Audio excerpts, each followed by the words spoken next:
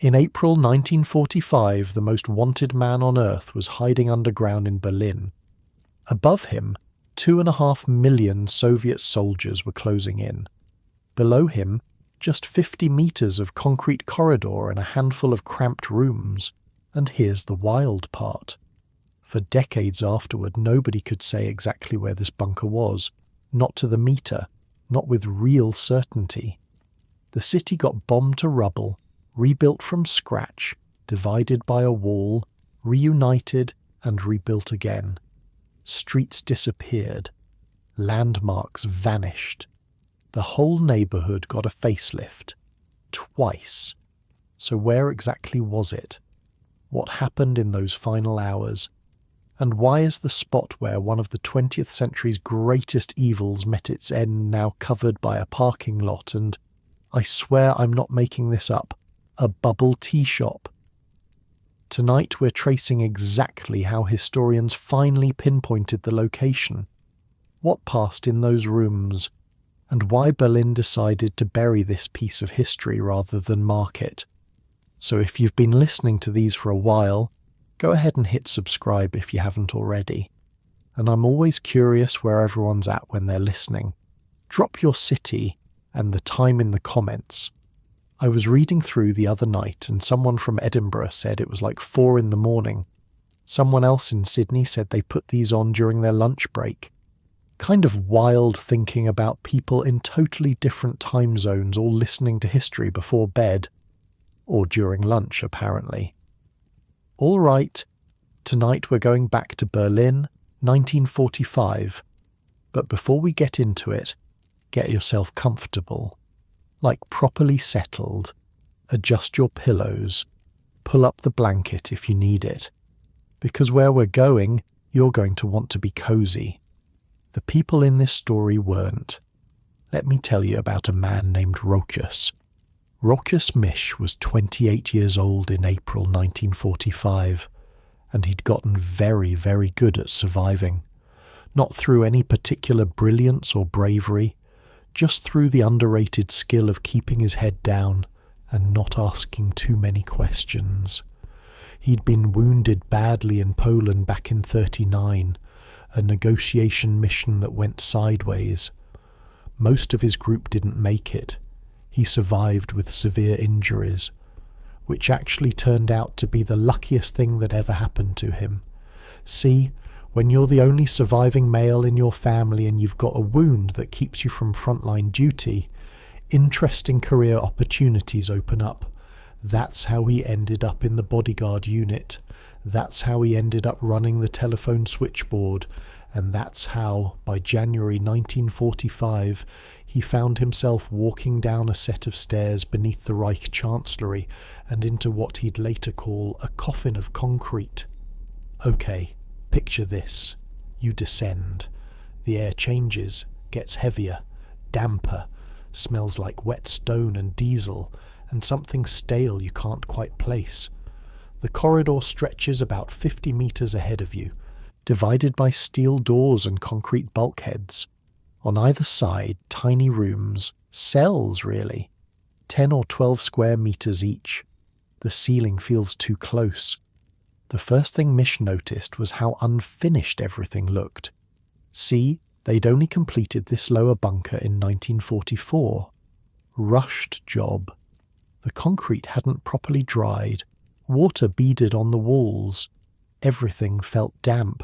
Perpetually damp, like living inside a cave that would never get warm no matter how long you stayed. Naked light bulbs hung from the ceiling, harsh white light everywhere. No shadows, no contrast, just this relentless brightness that made your eyes ache after a while. And the noise. Oh, the noise. Generators humming constantly. Pumps running around the clock to keep the groundwater from flooding the whole place. That sound never stopped. It became the background of your existence down there. Imagine trying to sleep with a refrigerator humming in your ear. Now imagine that refrigerator is the size of a car, and it's been running for months. Misch walked the length of that corridor taking mental notes.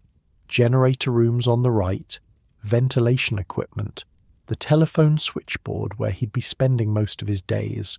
On the left, a bathroom, toilets, a small anteroom with a table and chairs.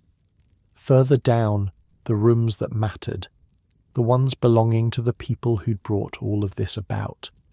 His room, no door, just an opening into the corridor. He sat there at his switchboard and listened to the whole bunker come and go. It was no bunker to live in, he'd say later.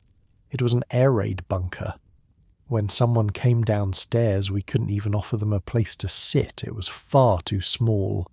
Now, why would anyone willingly descend into this concrete nightmare? Here's what April 1945 looked like above ground. Berlin was surrounded. 2 Soviet army groups had completed their encirclement. Over 2 million soldiers, 6,000 tanks, 40,000 artillery pieces, the largest concentration of military power ever assembled for a single urban assault. Let that sink in for a second. On April 16th, an artillery barrage began unlike anything anyone had ever experienced. Nearly 9,000 guns firing 7 million shells. 7 million. Buildings shook. Pictures fell from walls. Telephones rang from the vibration alone. Inside the bunker, Mish could feel it. Impacts transmitting through 4 meters of concrete. Muffled thuds. Dust drifting from the ceiling. And still, he sat at his switchboard. Still connected calls. Because what else do you do? Here's what makes this story strange. This unprecedented collapse happening. The end of a regime that killed millions. And inside the bunker, people were still arguing about food deliveries and who was supposed to clean the toilets. I mean, think about that. The world is ending above you. Literally ending. And you're having a passive-aggressive conversation about whose turn it is to mop the bathroom. Mish had learned to keep his head down. Being curious got people sent to the front, so he connected calls, listened for sound quality, ignored the content. This is how you survive in a system like that. Not through heroism, through deliberate ignorance, through making yourself small and useful. But even Mish couldn't ignore what was happening by late April. The defense of Berlin fell to whoever was available. The Volkssturm, old men, young boys, people who'd never fired a rifle, handed uniforms and told to fight tanks. I want you to really picture this. Out on the streets, teenagers with anti-tank weapons were ambushing Soviet armor. Kids, 12, 13, 14 years old, dying in the rubble of their own city. Soviet soldiers moved house to house, blasting holes through walls, fighting through basements. When a sniper fired from a window, they leveled the building with artillery. A cellar might contain defenders. Grenades went in, regardless of civilians. 2 million civilians remained in Berlin. They hid in basements, carved up dead horses for meat, hung white flags from windows, risking execution by SS patrols who are still roaming around looking for deserters. 125,000 civilians would die in the battle. Maybe more. Nobody knows. Meanwhile, underground, Mish connected telephone calls. The bunker was designed as a command center, communications equipment, diesel generator, pumps for fresh water and to keep groundwater out, gas-proof steel doors, walls 4 meters thick, roof nearly 3 meters of concrete. Technically, one of the safest places in Berlin, also miserable to exist in. The leadership rooms had been decorated with furniture salvaged from the chancellery above, oil paintings, a portrait of Frederick the Great. But the rooms were 3.5 meters by 3.2. That's like a large closet. You could barely fit a bed. Big furniture in tiny rooms, like trying to make a closet feel like a palace by shoving a chandelier in there. People adapted. Morning briefings with generals bringing worse news every day. Meals in the conference room, attempts at normalcy. And then there were the children. Okay, I need you to prepare yourself for this part. Joseph Goebbels, the propaganda minister, had moved his family into the upper bunker in late April. His wife Magda, their 6 children, Helga, 12, Hildegard, 11, Helmut, 9, Holdine, 8, Hedwig, 7, Heidrun, 4, 6 kids. The youngest was 4. Just weeks before, they'd been at a farm outside Berlin, playing with animals, running through fields, doing kid things. Now they were underground in a concrete box while Soviet artillery turned their city to dust. Mish remembered them playing in the corridor, running past his switchboard, sometimes stopping to say hello, playing with someone's dog. A nurse who worked in the bunker described them as charming and absolutely delightful. Another officer remembered them looking sad. Both descriptions probably true. Kids are resilient. Kids adapt. Kids find ways to play even in the worst circumstances. And kids also know when something is terribly wrong, even if nobody explains it to them. Imagine being 4 years old in that situation. You don't understand what's happening. You know you can't go outside anymore. You know the adults are scared even though they try to hide it. You know the ground shakes sometimes and everyone gets quiet. You know your room is small and damp and you miss the farm, but your siblings are there. Sometimes nice people let you play with their dog. The man at the telephone smiles when you run past, and somewhere, in a way you can't articulate but definitely feel, you know this isn't going to end well. We'll come back to those children. Their story is among the worst parts of what happened in this bunker, but we're not there yet. Now let me tell you about finding the bunker itself, because pinpointing exactly where it was turned out surprisingly difficult. Berlin in 1945 was so damaged it hardly resembled Berlin at all. Government district buildings were rubble and smoking ruins by May. The Soviets levelled what remained. The Cold War divided the city. East Germany built apartments and parking lots on top. By the 80s, even experts disagreed about exactly where the bunker had been. Here's what we know. The upper bunker was beneath a reception hall behind the old chancellery. The lower bunker was 8.5 metres below the garden, roughly 120 metres from the newer chancellery building.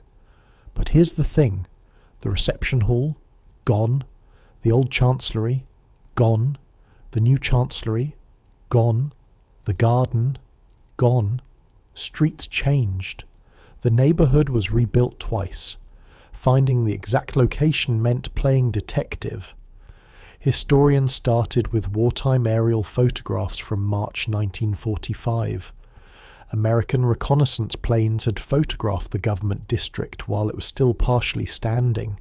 You can see the Air Ministry, the Chancelleries, Brandenburg Gate, the Spree River, the Reichstag.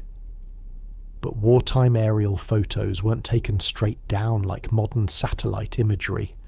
Aircraft flew at lower altitudes, often at slight angles. Even a fraction of a degree off could throw calculations off by hundreds of meters. So historians triangulated. They identified landmarks that still exist in the same place. A bridge over the Spree that hadn't moved. The corner of the Reichstag building still standing. A distinctively shaped building on the road leading to where the Chancellery used to be. The edge of Potsdamer Platz. If all those reference points lined up between the 1945 photo and modern satellite imagery, then the perspective was correct. Then you could trust the overlay. They did line up. Pretty well, actually. Which meant you could zoom in and see what replaced the government. District. Apartment blocks. Restaurants. A children's play area. And most notably, a car park. The bunker was under that car park. Roughly. Mostly. But roughly isn't good enough for history. Researchers looked for something in the photos extending above ground. A watchtower with a cone-shaped roof, an emergency exit into the gardens, barely visible in the photographs, but there. By marking those points on both wartime and modern images, historians had references they could trust. They knew the distance between them. That gave them scale. A third point, the Chancellery Hall edge visible in period plans, let them triangulate exactly. When they finally did the overlay, they discovered something interesting. The bunker was slightly further south than supposed, not directly under the car park's centre, toward the southern end, partially under an apartment block, but still in that same unremarkable vicinity. The exact spot is beneath pavement between 80s apartment buildings and, yes, a bubble tea shop. Walk there today, nothing to see, no monument, no marker. For decades, Germany deliberately left the site anonymous. Worried acknowledgement would turn it into a shrine for the wrong kind of people. In 2006, they finally put up a small information panel on a street corner, a diagram of the bunker layout, some basic facts in German and English. It was installed quietly. Many people walk past without noticing. It's that unremarkable. But just down the street, something else entirely. A field of 2,711 concrete blocks, different heights, some barely rising above the ground, others towering over your head, arranged in rows on undulating ground that slopes and dips as you walk. The memorial to the murdered Jews of Europe, inaugurated in 2005, 60 years after the war. The ceremony took place in a tent just meters from where the bunker had been. Holocaust survivors spoke. Hebrew songs were sung. Government officials sat in the audience. The memorial covers nearly 5 acres. You walk between concrete blocks on narrow paths that slope and dip unexpectedly. It's designed to make you feel disoriented, lost, uncomfortable. The designers wanted that. They wanted you to feel something of what it meant to be caught up in something too big to understand. Beneath it, an information centre with approximately 3 million names. This location was chosen deliberately. This was the heart of the Nazi government district, where the orders came from, where the administration of genocide was coordinated. The buildings are gone now. In their place, a memorial to the victims, and just a block away, unmarked except for one small sign, the bunker where the man who ordered it all spent his final days. There's something fitting about that juxtaposition. The grand monument to victims, the anonymous parking lot for perpetrators. But we're getting ahead of ourselves. It's still April 1945. The bunker is still occupied. Mish is at his switchboard. Children play in the corridor, guns fire above. None of them know how this ends. Well, some knew, some had already decided, but we'll get to that. For now, stay in that corridor. 50 meters of damp concrete. Harsh white light that never dims. The constant hum of generators and pumps. The muffled thunder of artillery filtering down through 4 meters of ceiling, and somewhere nearby, a 4-year-old asking when they can go home. So Mish is sitting at his switchboard. No door on his room, remember, just an opening. Which means he hears everything. Footsteps on concrete. Conversations drifting down the corridor. The click of doors opening and closing. The occasional raised voice from the conference room when things weren't going well, which was always, by the end. His job was simple enough. Connect calls, monitor sound quality, make sure the lines stayed open. The bunker had a telephone switchboard, a telex machine, and an army radio set with an antenna that went up through the ceiling to the surface. That was it. That was the communication system for what remained of the government. When the phone lines worked, they worked. When they didn't, Mish had to improvise. Sometimes he'd run messages himself. Sometimes he'd send someone else. And here's the kicker. Toward the end, when things really started falling apart, a lot of news came in through the BBC. Yeah, the British Broadcasting Corporation. That's how they found out what was happening in their own war, from enemy radio. There's something almost funny about that if you think about it. Almost. Mish had a routine. Wake up, check the equipment, connect calls, listen without listening. That last part was crucial. The trick was to monitor sound quality without actually paying attention to the words. You learned to hear static, hear distortion, hear when a line was going bad, all without processing what people were actually saying. This wasn't just professional discipline, this was survival. The wrong piece of information overheard, the wrong expression on your face at the wrong moment, and suddenly you're packing a rifle and heading east to meet the Soviet advance. Mish had seen it happen to others. Guys who asked one question too many. Guys who looked concerned when they should have looked neutral. So he sat, he connected, he didn't think. But the bunker had a way of getting to you regardless. Here's what living underground does to a person. First, you lose track of time. There's no daylight, no sunrise, no sunset. The lights are always on, that same harsh white glow, 24 hours a day. You sleep when you can, you eat when food appears, days blur into each other. Second, the air. The ventilation system worked, technically. Fans pushed air through the complex, cycled it, tried to keep things breathable. But 50 meters underground, behind gas-proof doors, in a space never designed for long-term habitation, the air gets thick, stale.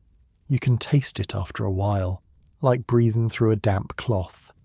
Third, the walls close in, not literally, but psychologically. Your world shrinks to the corridor, your switchboard, the anteroom where people wait, the conference room where the maps are. That's it. That's your entire existence. The same faces, the same concrete, the same hum of machinery, day after day after day. It's like the world's worst submarine vacation, except the submarine is made of concrete, and there's no ocean view, and you might die at any moment. Mish later described his first tour of the bunker as a relief to leave.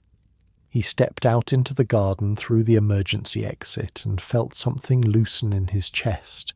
Fresh air, natural light. Even though the city was being bombed, even though the world outside was falling apart, just being above ground felt like freedom. Then he went back down, because that was the job. Because there wasn't really anywhere else to go. Let me walk you through what he saw in those corridors.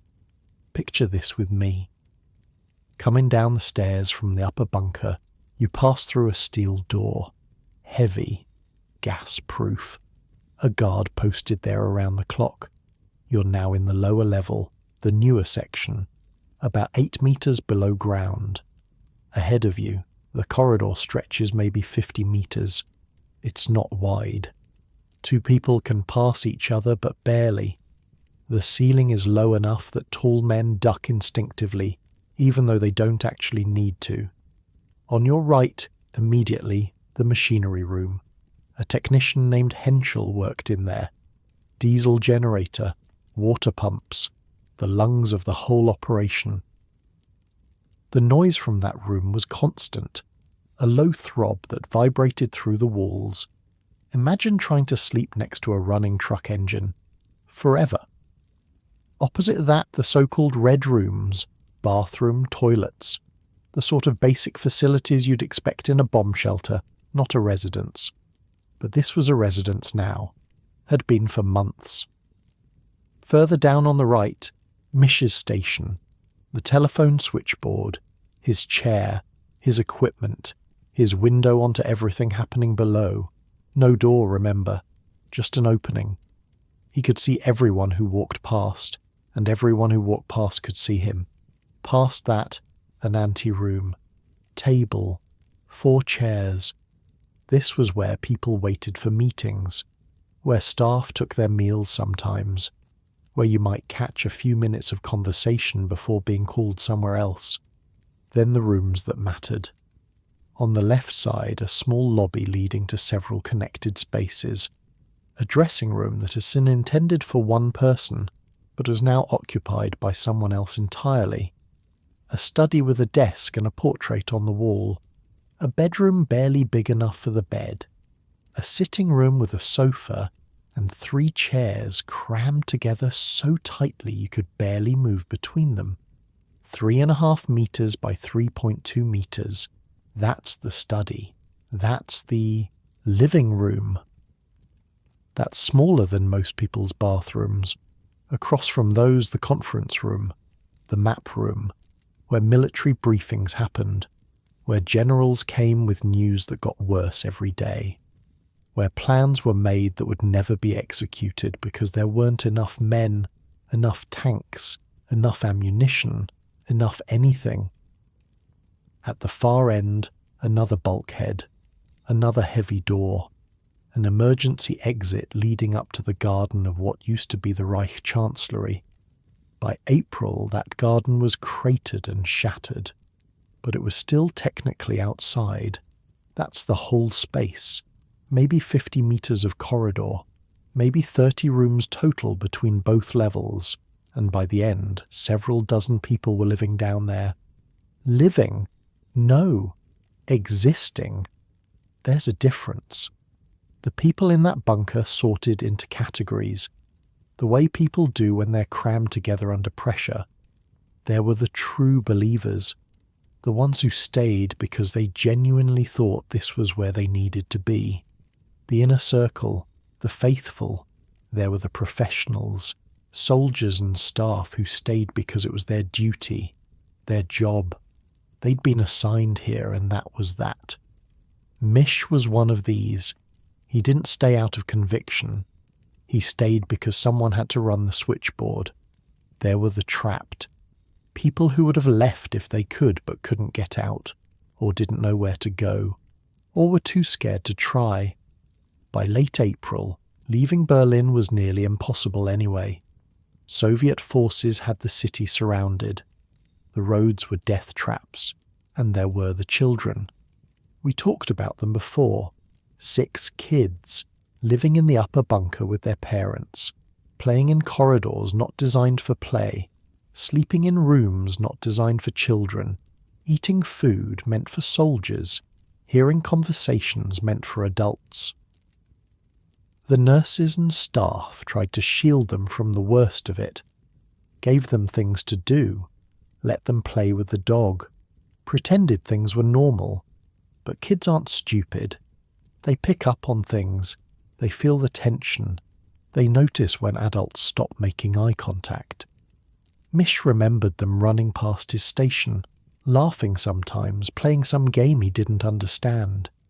He remembered thinking how strange it was, all this collapse happening, this historical catastrophe unfolding. And here were children playing tag in a concrete bunker while artillery shook the ceiling. What else were they supposed to do? Food in the bunker was whatever could be scrounged. There was a kitchen in the upper level, a cook who prepared meals, a wine cellar that had been stocked before things got bad. In the early days, it wasn't so different from eating anywhere else. Rationed, sure, but manageable. By late April, things got tighter. The supply lines were cut. Getting anything into the bunker meant getting it through Soviet lines, or scavenging from the ruins above. Meals got simpler. Bread.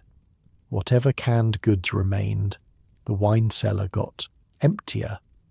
Nobody starved. That wasn't the issue. The issue was the sameness of it. The same food. In the same room.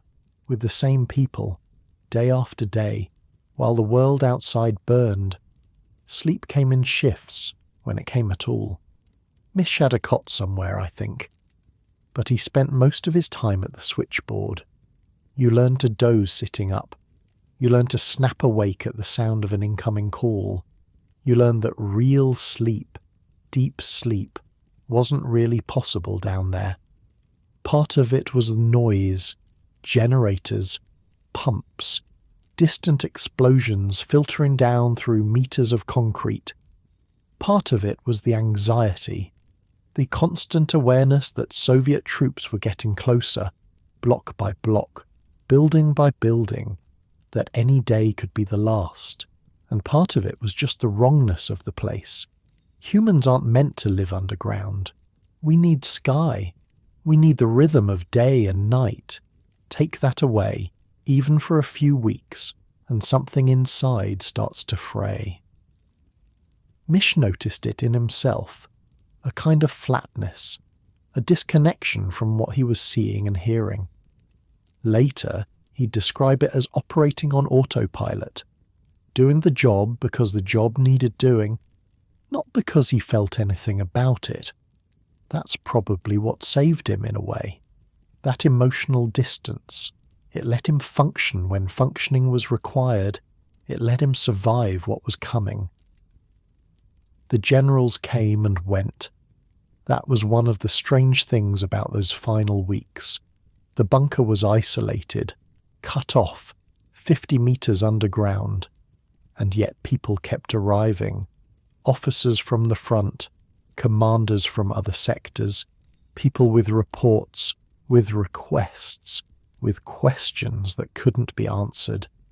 They came down the stairs looking haggard, uniforms dirty, eyes hollow. They'd fought through streets where every building might hide an ambush. They'd seen their units destroyed. They'd watched soldiers half their age die for objectives that no longer mattered. Then they'd sit in the conference room and give briefings about troop positions and counterattacks and relief forces that existed only on paper. Maps with arrows pointing to phantom armies. Plans that assumed resources they didn't have. Mish connected the calls. He heard the fragments. General Venk's army was supposed to be coming to relieve Berlin. The 9th Army was supposed to break through from the south. Steiner was supposed to launch an attack from the north. None of it happened. The armies were destroyed or surrounded. The reinforcements never came. The lines on the maps were fantasies, but the briefings continued, every day. Same room, same maps, same voices getting more desperate, same conversations Mish tried not to hear. On April 22nd, something changed.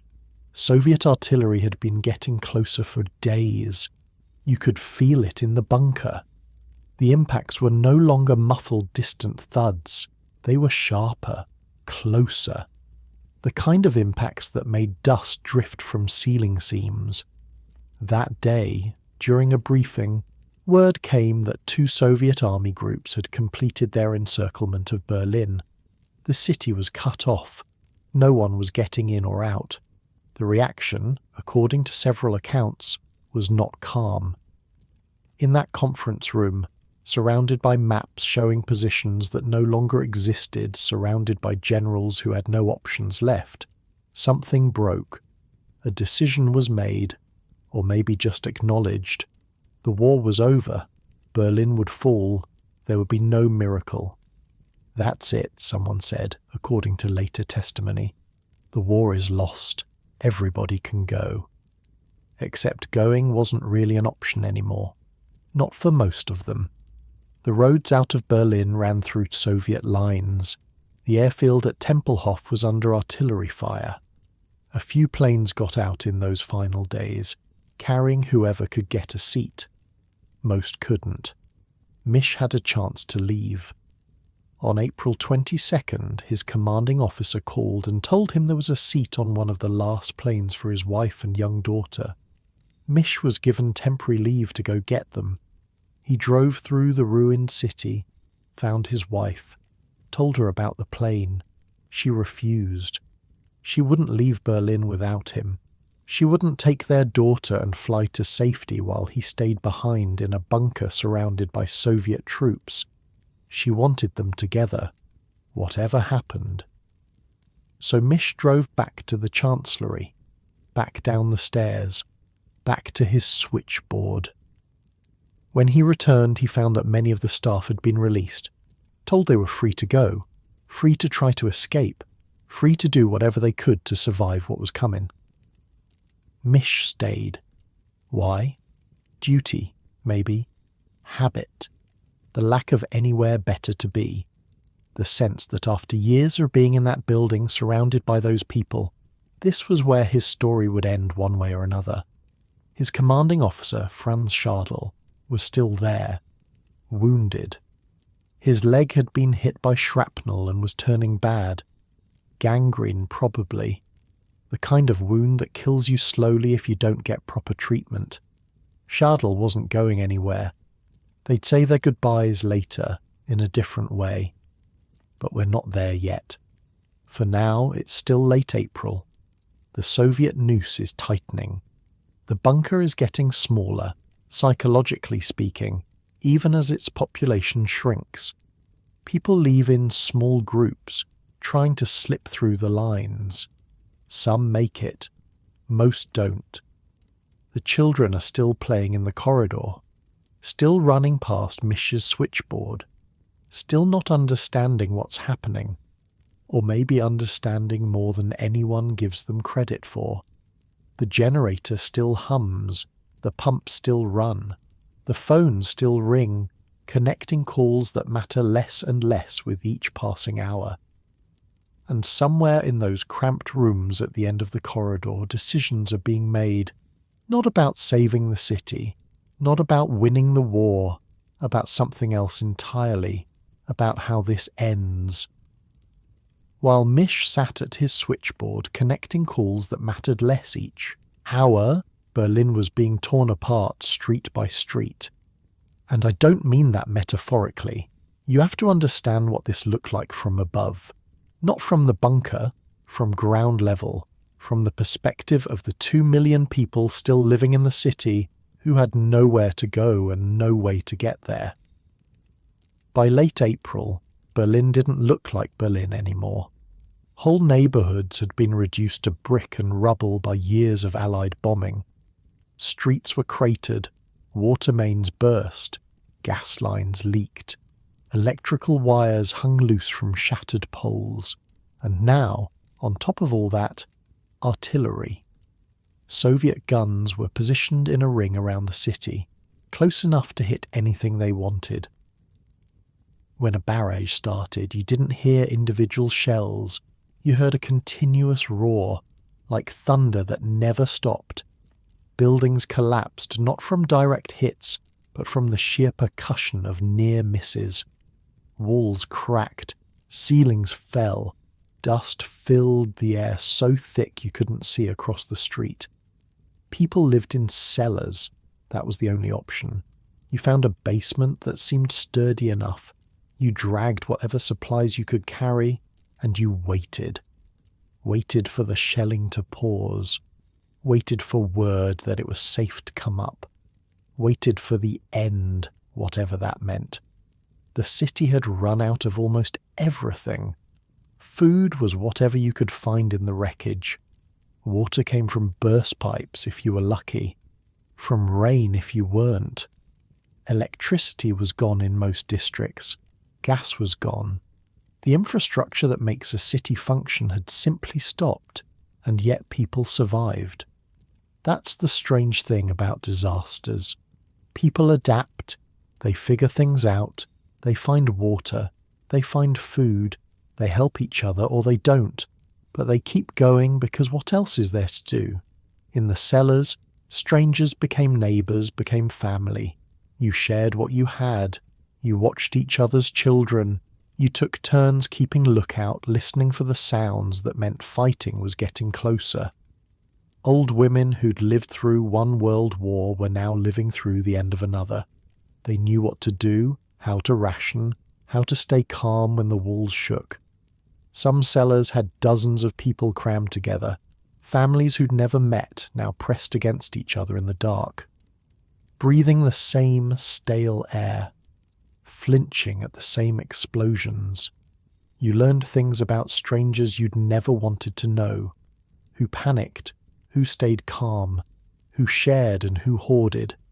The children were the hardest part for most people, trying to explain to a 6-year-old why they couldn't go outside, why the noise never stopped, why mommy was crying. Some parents made up games, some just held their children and waited. A few cellars had radios that still worked. People would gather around, trying to make sense of the broadcasts. German stations were still claiming victories, still promising relief, still lying. BBC told a different story. People learned to read between the lines. Strategic withdrawal meant retreat. Fierce defensive action meant collapse. When the Soviets entered a neighbourhood, the pattern was usually the same. First, artillery. Soften up the defences. Level anything that might hide a sniper. Then infantry. Moving carefully. Building to building. They'd learned not to advance down open streets. German defenders with anti-tank weapons could destroy a column of armour in minutes. So they went through buildings instead, blasted holes through walls, climbed through attics, came at you from directions you didn't expect. If they suspected a cellar held defenders, they didn't ask questions. Grenades went in first, then soldiers. The distinction between civilian and combatant wasn't always clear, and in the chaos of urban combat mistakes happened constantly. Some civilians tried to surrender. White sheets hung from windows, improvised flags, anything to signal that this building, this block, this family wasn't fighting. Sometimes it worked. Soviet soldiers would pass through, take what they wanted, move on. Sometimes it didn't. The language barrier made everything harder. Most Berliners didn't speak Russian. Most Soviet soldiers didn't speak German. Misunderstandings could be deadly. A hand raised in surrender could look like a hand reaching for a weapon. A shout of "don't shoot" could sound like a threat. Some civilians had learned a few Russian phrases. "Я не солдат." I am not a soldier. Пожалуйста. Please. Words that might buy you a few seconds, might make a soldier hesitate long enough to see you weren't a threat. Others had hidden valuables to hand over quickly, watches especially. Soviet soldiers wanted watches. It became almost a joke later, though it wasn't funny at the time. Uri! Uri! Watches, watches. Give them a watch and maybe they'd move on. Maybe. The SS patrols made surrender dangerous. They were still roaming the streets, looking for deserters, looking for anyone who'd given up. A white flag could get you shot by your own side before the Soviets even arrived. Men were hanged from lampposts with signs around their necks calling them cowards and traitors. So people hid, kept their heads down, waited in the dark and hoped the fighting would pass them by. One woman who survived later described the sound as being inside a drum that someone was beating with hammers. Constant, overwhelming. You couldn't think, you couldn't plan. You just crouched in the dark and covered your ears and waited for it to stop. And when it did stop, even for a few minutes, the silence was almost worse. Because silence meant something was about to happen. The German defense of Berlin was basically whoever was available. Regular army units, sure, but most of those had been destroyed or were trapped outside the city. What remained in Berlin was a mix of rear echelon troops, police units, and the Volkssturm. The Volkssturm, people's militia, basically every male between 16 and 60 who could hold a weapon. Old men who'd served in the First War, now handed rifles and told to defend their neighborhood. Boys who should have been in school, given uniforms and pointed toward the enemy. They had almost no training, limited ammunition, weapons that were often outdated or barely functional, and they were expected to stop 2.5 million Soviet soldiers with 6,000 tanks. Let that sink in for a second. 2.5 million, 6,000 tanks, with old men and teenagers. Some of them fought anyway. That's the thing. Some of them actually fought, not because they believed in the regime necessarily, but because this was their home, their street, their family hiding in the cellar. What else were they going to do? Others threw away their weapons and tried to disappear, changed clothes, hid their uniforms, hoped nobody would ask questions. The youngest defenders were barely teenagers, boys from the youth organizations, handed Panzerfaust anti-tank weapons and positioned at intersections. A Panzerfaust was simple to operate. Point, fire. The rocket could destroy a tank if you hit it right. The problem was getting close enough. Soviet tank crews weren't stupid. They knew about the kids with rockets. They sprayed machine gun fire at every window, every doorway, every pile of rubble that might hide an ambush. Some of those boys became genuine threats. They'd wait in the ruins, let a tank pass, then hit it from behind where the armor was thinner. Soviet commanders later admitted losing hundreds of vehicles to these attacks. Most of those boys died. They'd fire one shot, maybe two, and then the return fire would find them, or they'd miss, and there wouldn't be time to reload before the machine guns cut them down. 12 years old, 13, 14, dying in the rubble of a city that was already lost, for a cause that had already failed, because someone had handed them a weapon and told them this was their duty. Meanwhile, in the bunker, the maps showed phantom armies coming to the rescue. The disconnect between what was happening above ground and what was being discussed below was almost complete. Down there, they talked about counter-offensives and relief forces and breaking the encirclement. Up here, children were dying in the streets. Two different realities, separated by 50 feet of concrete. The Soviet advance wasn't just military, it was personal. These soldiers had marched from Stalingrad, from Kursk, from 1,000 villages that had been burned, populations murdered, families destroyed. They'd seen what German forces had done in the Soviet Union. They'd buried their friends, their brothers, their families. Now they were in Berlin, in the capital of the country that had invaded them, in the city where all those orders had originated. Some of them wanted revenge. That's the honest truth of it. After everything they'd seen, everything they'd lost, some of them wanted the Germans to suffer the way their people had suffered. What happened in Berlin during those final days wasn't clean. It wasn't just military victory. There were atrocities, civilians targeted, women brutalized, property looted. The discipline that armies try to maintain broke down in places. Not everywhere, not by everyone. Some Soviet soldiers shared their rations with German children. Some protected civilians from their own comrades. But enough horror happened that the memory of it shaped Berlin for generations. None of this reached the bunker, really. Mish heard fragments through phone calls. Officers arriving from the surface would bring reports.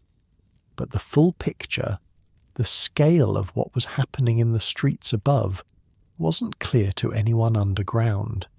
They knew the city was falling. They knew the end was coming. But the specific human cost, the bodies in the rubble, the families in the cellars, the children with rockets dying at intersections, that was abstract. Numbers, positions on maps. Maybe that's how it had to be. Maybe you can't make decisions, even terrible decisions, if you're thinking about individual human beings.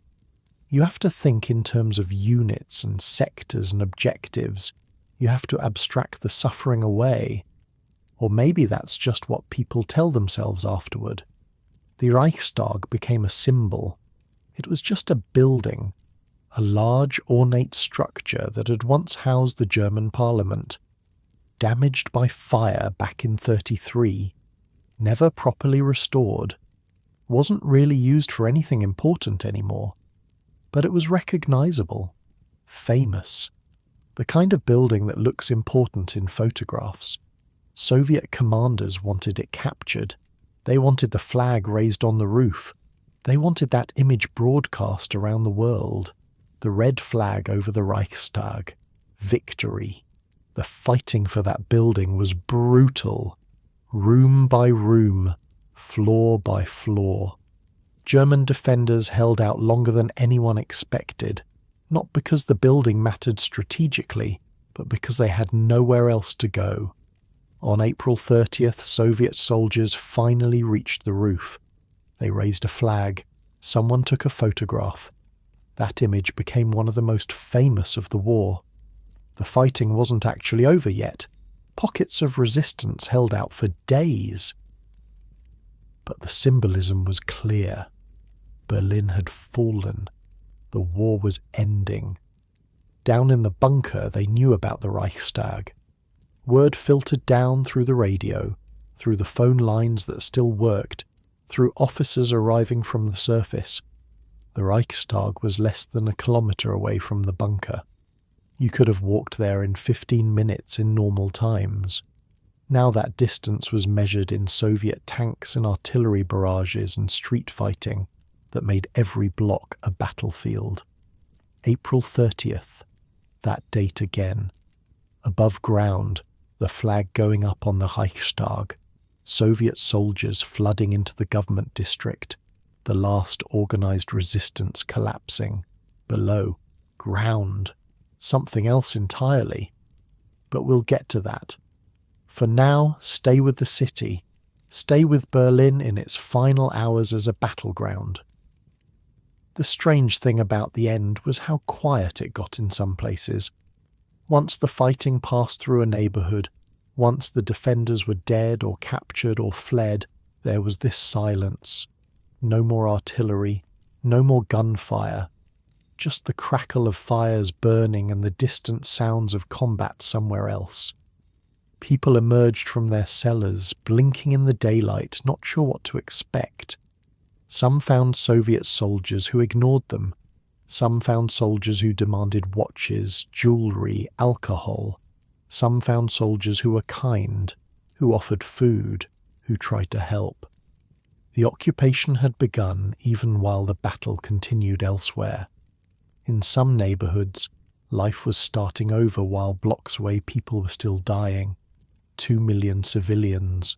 Most of them survived. That sounds like a success, maybe.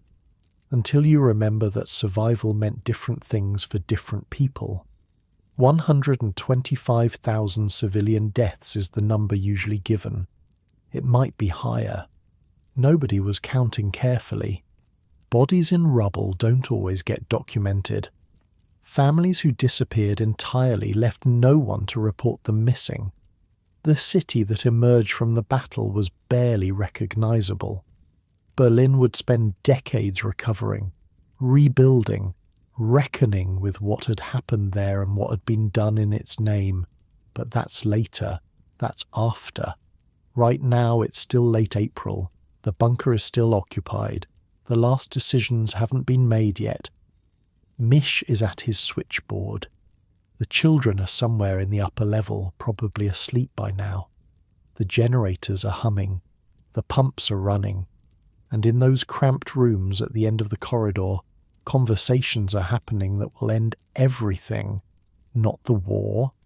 The war is already over, whether the people in that bunker admit it or not. But something else. Something personal.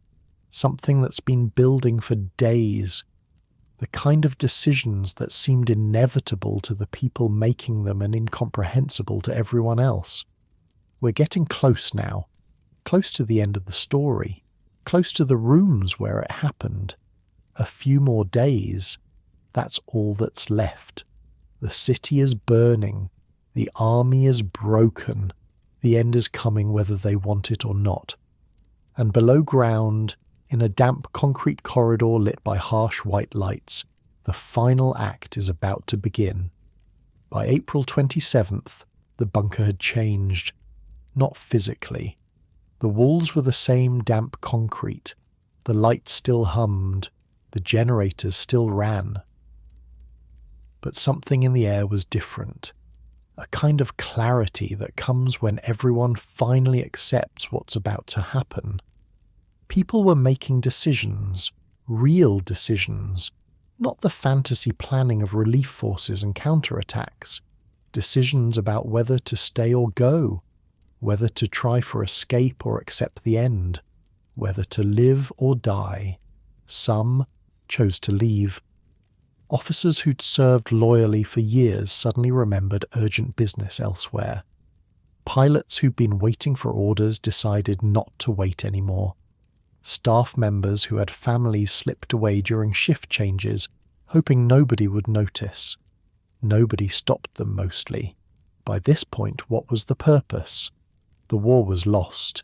Everyone knew it. Some couldn't leave. Mish, for one. He'd made his choice when he came back after visiting his wife.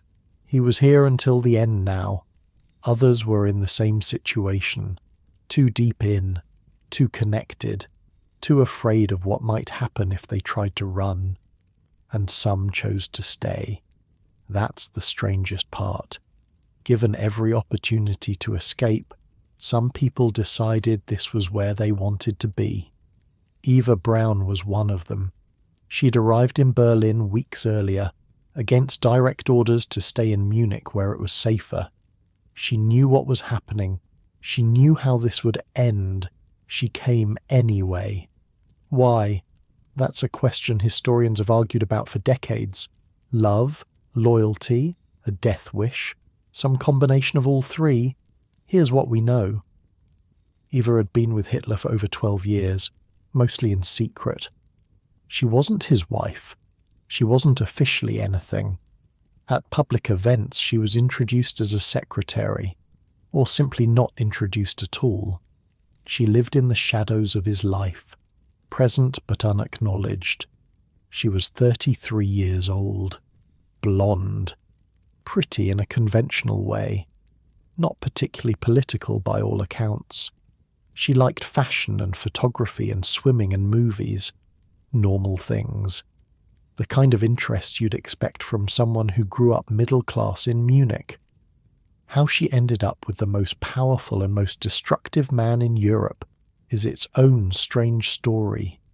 She'd met him when she was 17, working in a photographer's studio.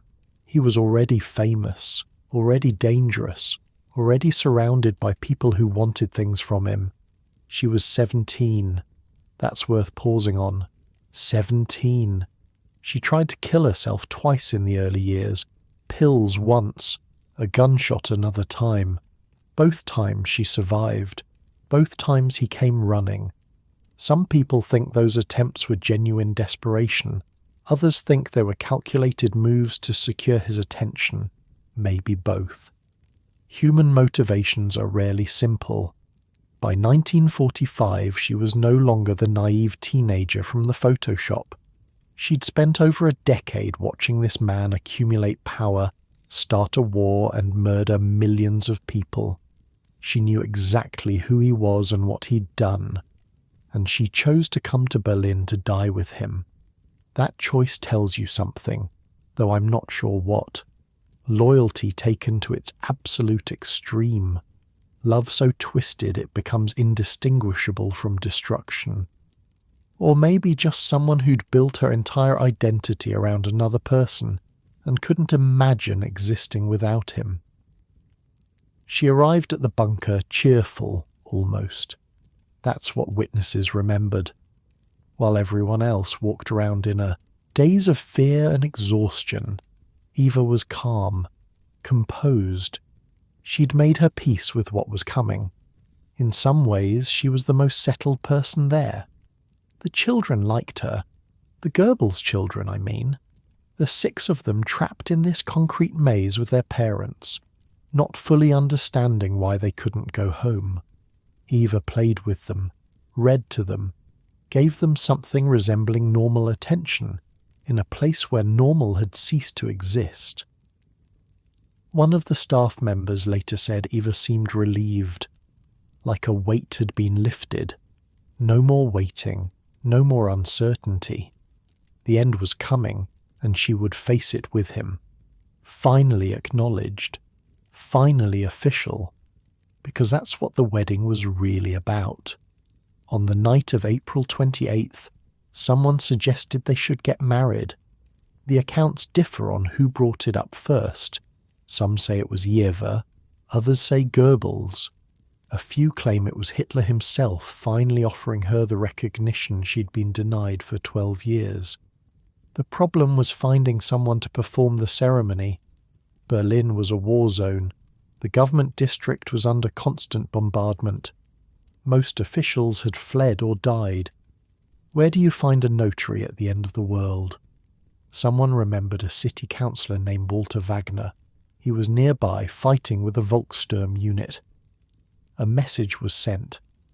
Wagner made his way through the shattered streets, dodging artillery fire and sniper positions to reach the bunker. Think about that for a second. A low-level bureaucrat, risking his life to cross a city being destroyed block by block, so he could perform a wedding ceremony for the man responsible for all of it. The absurdity is almost too much. What was he thinking during that journey? Scrambling over rubble, pressing against walls when shells fell nearby, stepping over bodies in the streets. Did he feel honoured? Terrified? Did he have any idea what he was walking into? Wagner arrived sometime around midnight, still wearing his Volkssturm uniform, filthy and exhausted, dust in his hair, blood on his sleeves, though whether it was his own or someone else's, nobody asked. They brought him down into the bunker, through the steel doors and the narrow corridors, past the humming generators and the stale air, to a small conference room. He must have been shocked by what he found. The most powerful man in Germany, or what used to be Germany, hunched and trembling in a concrete box. The woman beside him, calm and beautiful, dressed as if for a dinner party. The whole scene like something from a fever dream.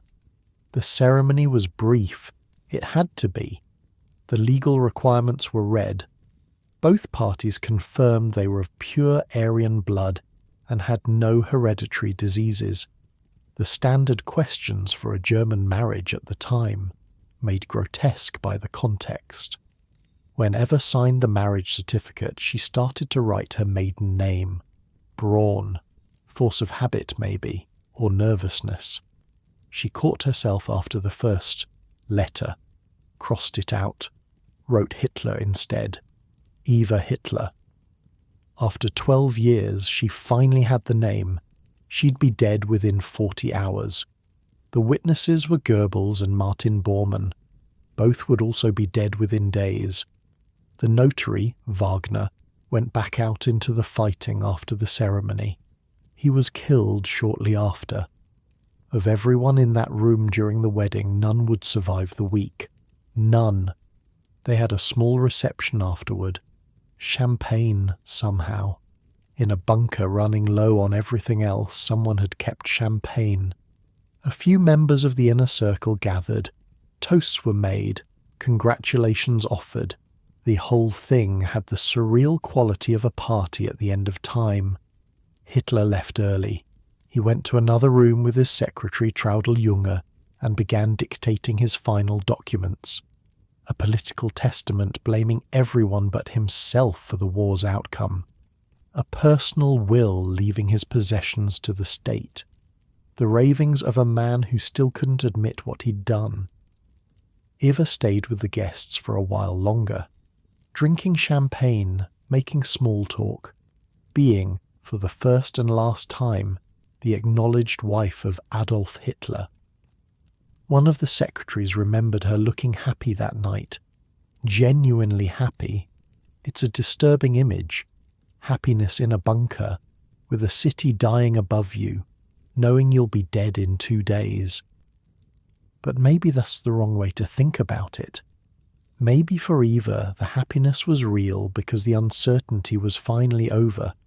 No more waiting in the shadows, no more hoping for acknowledgement that never came. The end was certain now, and she would face it as his wife. Magda Goebbels had made her own terrible decision. She'd brought her children to Berlin knowing what was coming. She'd refused opportunities to send them to safety. She'd decided somehow that death was preferable to a world without National Socialism. The children didn't know. How could they? Helga was 12, old enough to sense something was wrong, but not old enough to understand it. The youngest, Heidrun, was only 4. They played in the bunker corridors, bored and restless, waiting for the grown-ups to explain when they could go home. They never would go home. Their mother had already decided that. It's hard to write about the Goebbels children without anger. 6 kids who had no choice in any of this, whose only crime was being born to monsters, brought to this place specifically to die. Whatever else you think about the people in that bunker, the children were innocent, and they would be murdered by their own parents. But that comes later. On the night of the wedding they were still alive, still playing, still asking when they could leave. After the reception ended, the bunker settled into an uneasy quiet. Outside, the artillery never stopped. You could feel it through the walls, a continuous tremor. Soviet tanks were now less than a kilometer away. Underground, people waited, smoked, drank whatever alcohol remained, made plans that everyone knew would never happen. Mish was at his switchboard, as always, connecting fewer and fewer calls as the phone lines failed one by one. He saw Eva walk past at some point that night, the new Frau Hitler returning to her room. She smiled at him, he said later. A small, sad smile. The kind you give someone when there's nothing left to say. April 29th dawned, though you couldn't tell from underground. Just another day of harsh lights and stale air and the distant rumble of a battle that was almost won. The discussions now were not about defense or counterattack. They were about endings, about what would happen in the final moments, about bodies and evidence and whether the Soviets should be allowed to take anyone alive. News had reached the bunker about Mussolini. The Italian dictator had been captured by partisans, executed. His body hung upside down in a public square. People had thrown rocks at it, spat on it. The photographs were everywhere. That image haunted the bunker, the idea of being captured, paraded, humiliated, the body of a leader displayed for the mob to desecrate. It was decided that this could not be allowed to happen here. Vehicles in the Chancellery garage were drained of their fuel. Cans of gasoline were brought to the bunker. Instructions were given about what should happen after.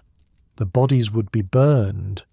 No trophy for the Soviets, no corpse for the crowd. And there was the question of method. Himmler had provided cyanide capsules months earlier, back when the possibility of capture first became real. But now Himmler was a traitor. He'd been caught negotiating with the Allies, trying to save himself. If he'd betrayed the cause, might he also have betrayed the poison? Provided capsules that looked real but wouldn't work? There was only one way to find out. Hitler had a dog, Blondie, a German shepherd he'd owned for years. In the bunker's final days, someone suggested testing the cyanide on her. So they did. The dog died. The poison worked. Hitler had his answer. It's a small detail in the middle of much larger horrors, but it says something about the paranoia, about the cruelty that extended even to loyal animals, about the kind of person who would kill his own dog to make sure he could kill himself effectively. By the evening of April 29th, everyone knew the end was coming within hours, not days, hours. The last military briefings were perfunctory. Positions were being overrun faster than they could be reported. In the bunker, people said their goodbyes, handshakes, embraces. Final words that nobody would remember accurately, because who can remember accurately at a time like that? There was crying. Even hardened officers who'd seen years of war broke down in those final hours. The pretense of strength, the performance of confidence, all of it fell away. These were just people now. Frightened people at the end of everything they'd known. Some wrote letters.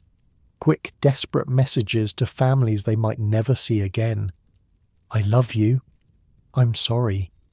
Don't believe what they'll say about me. Most of those letters never arrived. Mish stayed at his switchboard. The phone still worked. Barely. There might be one more call, one more message, one more order that mattered. He sat in his chair, headphones on, waiting for a voice that might never come. The Goebbels children were asleep, finally, their last night of sleep, though they didn't know it. Eva stayed in her small room, the one that was supposed to be a dressing room, her room now, the room of the wife. And in the larger suite at the end of the corridor, Hitler prepared for his final day. April 30th would be his last. He knew it. Everyone knew it. What happened in those final hours, in that cramped room at the end of the corridor, would be reconstructed later from the testimony of survivors. We're almost there now.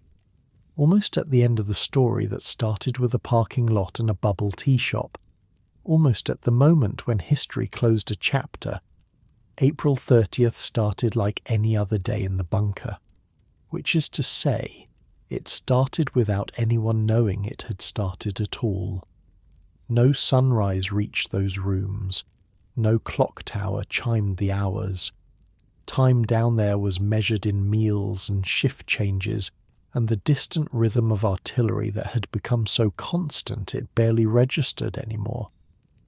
Mish was at his switchboard. He'd been there all night, dozing between calls, waking whenever the line crackled. The phones still worked mostly. A few connections to the outside world still held. Though what was the point of calling anyone now? The morning passed in that strange underwater way that time moved in the bunker. People shuffled through the corridors. Conversations happened in low voices. The generators hummed. The pumps ran. Everything felt suspended, waiting for something that everyone knew was coming but nobody wanted to name. Around noon, there was lunch. I know, that sounds absurd. Lunch. In a bunker surrounded by 2 million enemy soldiers, with the war lost and death hours away. But people still ate. Bodies still needed food. The routines of living continued even when living was about to stop. The meal was simple, whatever the kitchen could put together from dwindling supplies. Hitler ate with his secretaries the way he often did. The conversation was quiet, careful, the kind of talk people make when they're avoiding the only subject that matters. After lunch, it began. Hitler called his staff together. Not everyone, just the inner circle, the people who'd been with him longest, the ones who were still there. He walked down the corridor shaking hands, saying something to each person. The accounts differ on what exactly he said. Thank you, maybe, or goodbye, or nothing at all. Just a look, a nod, the kind of acknowledgement that doesn't need words. Eva was with him, calm, as always. She'd put on a dark dress that morning, done her hair, applied her makeup, looking the way she wanted to look at the end. The secretaries cried. Some of the officers too. Hard men who'd seen years of war stood there with tears running down their faces, watching this parade of farewell move through the bunker. Mish shook his hand. He remembered that later. The grip was weak. The hand trembled. This was not the man from the photographs, the one who'd commanded armies and destroyed nations. This was someone old and broken and ready to be finished. Around 3:30 in the afternoon, Hitler and Eva withdrew to their private rooms. The suite at the end of the corridor. The study with the couch where they'd spent so much of these final days. The door closed. Outside, people waited. Ling stood guard. Bormann hovered nearby. Others found reasons to be in that part of the corridor, not wanting to miss whatever was about to happen. Nobody talked. What was there to say? Minutes passed. Maybe 10, maybe 15. Time stretched in that corridor the way it does when you're dreading something. Then a sound. A single gunshot. Muffled by the thick walls and the heavy door, but unmistakable. Everyone in the corridor froze, looked at each other, waited. More minutes passed. Nobody wanted to be the one to open that door. Nobody wanted to see what was on the other side. Finally, Ling stepped forward. Bormann with him. They opened the door.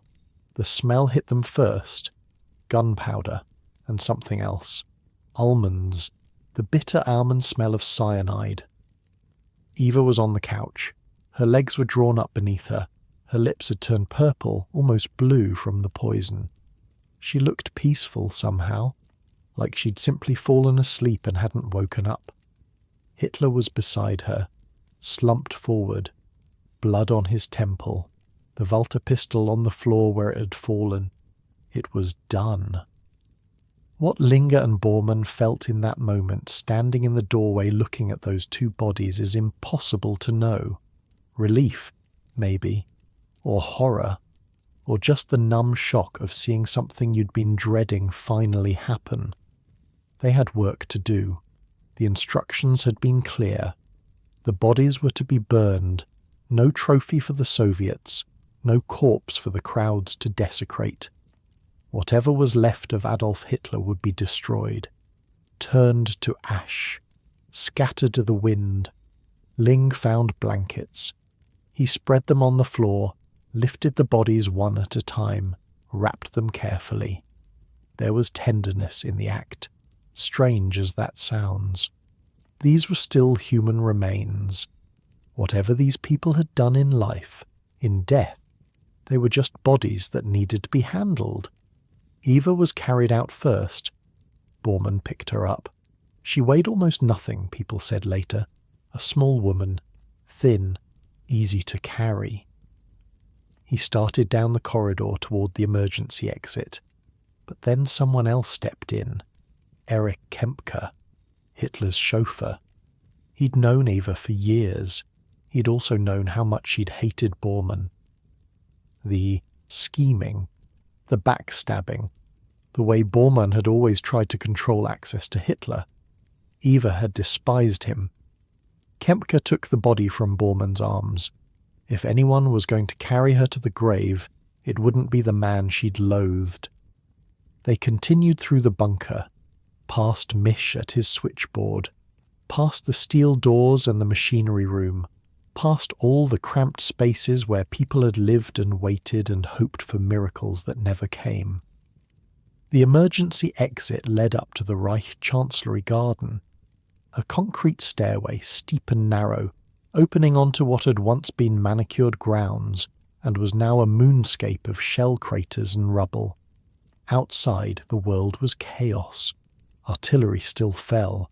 The sky was grey with smoke. The Reichstag, less than a kilometre away, was being stormed by Soviet troops at that very moment. You could hear the gunfire if you listened. They found a shell crater, a depression in the churned earth, right near the bunker exit. Good enough. Kempka laid Eva's body in the hole, gently, the way you'd lay down something precious. Then Hitler. Linger had taken one end, 2 officers from the bodyguard the other.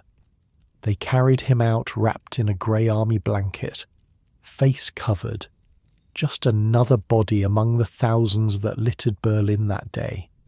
They placed him next to Eva, husband and wife, together in a hole in the ground. The gasoline was ready. Cans that had been drained from vehicles in the garage, carried up for exactly this purpose.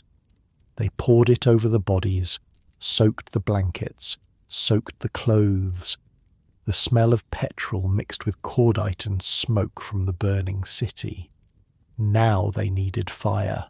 The wind was fierce. That was the problem. Updrafts from the fires burning all over Berlin, swirling through the garden, making it impossible to light a match. Every flame they tried blew out before it could catch. Ling went back inside, found some signal papers, the kind used for sending messages, twisted them into a torch, brought them back up. Bormann took the torch, lit it somehow in that howling wind, and threw it onto the gasoline-soaked bodies. The fire caught immediately, a whoosh of flame that made everyone step back, the blankets burning, the clothes burning, the hair and skin and everything else burning, orange and yellow against the grey sky. Black smoke rising to join the smoke already hanging over the city. They stood at the bunker entrance and watched. 6 or 7 men, maybe more, watching the fire consume what remained of Adolf Hitler and Eva Braun. Nobody spoke. What would be the point? The roar of the flames mixed with the distant thunder of artillery, Soviet shells still falling somewhere nearby, the war going on even as this private funeral burned itself out. Someone raised an arm, a final salute. The others followed. One last gesture of loyalty or habit or whatever you want to call it.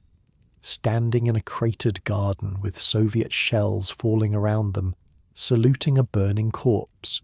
Then they went back inside. The fire burned for hours. Nobody tended it carefully. There was no need. The gasoline did its work. By evening there wasn't much left. Charred bones, ash. Whatever the flames hadn't completely destroyed, nobody buried what remained. Nobody marked the spot. They just left it there and went back to the bunker to figure out what came next. Down below, the news spread quickly. He was dead. It was over. Mish heard it at his switchboard, saw people walking past with dazed expressions, some crying, some eerily calm. The man they'd served, feared, obeyed without question, was gone, burned to nothing in a hole above their heads. But something had shifted. You could feel it in the air.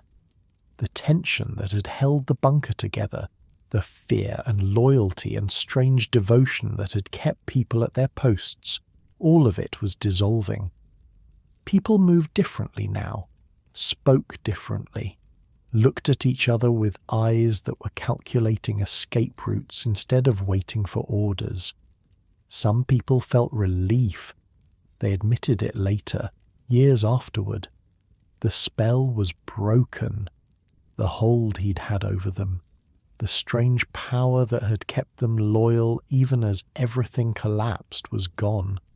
They could think clearly for the first time in years, and what they thought was, I need to get out of here.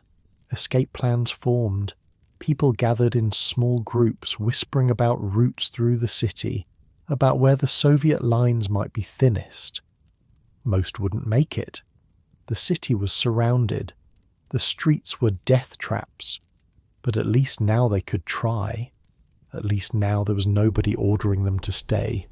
Others stayed, too tired to run, too afraid of what waited outside, too loyal, even now, to abandon the bunker. The Goebbels family stayed. That night, while escape groups formed and dispersed into the burning city, Josef and Magda Goebbels sat with their children in the upper bunker, all 6 of them: Helga, Hildegard, Helmut, Holdine, Hedwig, Heidrun, aged 12 down to 4. The children didn't know what was happening. How could they? They'd been told they were safe here. They'd been told everything would be fine. They trusted their parents the way children trust parents, completely and without question. Magda had made her decision days ago. She'd written letters explaining it. Her children could not live in a world without National Socialism. They could not grow up in the ruins of everything she believed in.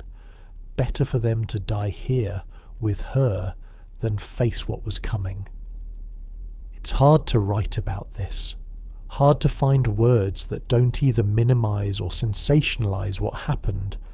6 children who had done nothing wrong, who had no choice in any of this, who were murdered by the people who should have protected them.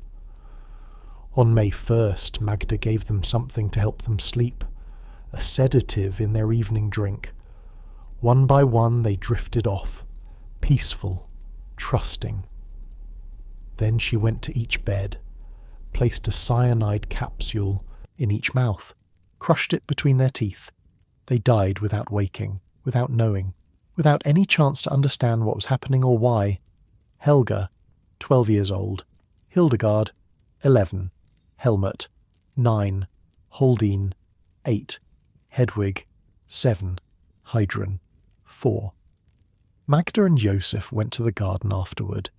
The same garden where Hitler and Eva had burned the day before. Goebbels shot Magda first, then himself. Their bodies were burned too, though not as thoroughly. When the Soviets found them days later, they could still be identified. Goebbels by the metal brace he wore for his club foot, found among the charred remains. The children were found 2 days after that, still in their beds, still wearing their night clothes, looking by all accounts like they were simply asleep. 6 small bodies in a concrete bunker, the final victims of a regime that had murdered millions. Mish saw them, or saw their rooms at least after it was over. He didn't talk about it much in later years. What is there to say? Some things don't fit into words. The bunker emptied over the next few days. People left in 1s and 2s, slipping out through the garden exit or the tunnels that connected to other buildings. Some made it to safety, some were captured, some were killed in the streets. By May 2nd, the fighting in central Berlin was over. The last defenders surrendered or died. Soviet troops flooded into the government district, searching buildings, clearing bunkers, looking for the leaders they'd come to capture. They found the bunker. Of course they did. It wasn't hidden, just underground. They came down the stairs and through the steel doors and into those cramped corridors where so much had happened. What did they think, those Soviet soldiers, walking through Hitler's final refuge? The small rooms, the damp walls, the harsh lights still running on generator power.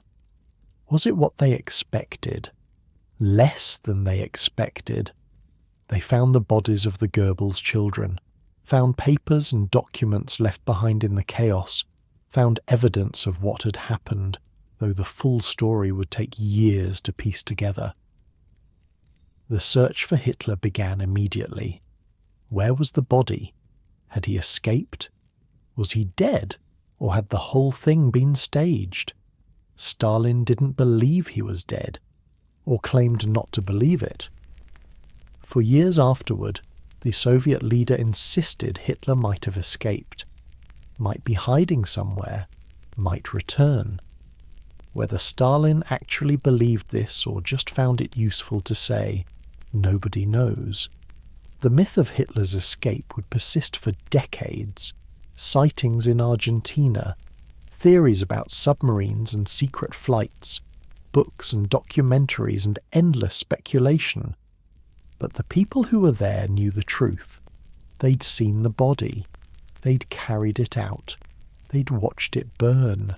There was no escape, no secret exit, no submarine waiting to spirit him away to South America. There was just a shell hole in a garden, and a fire that burned until there was almost nothing left. On May 2nd, a Soviet soldier was digging in the Reich Chancellery garden. He wasn't looking for bodies, he was looking for treasure.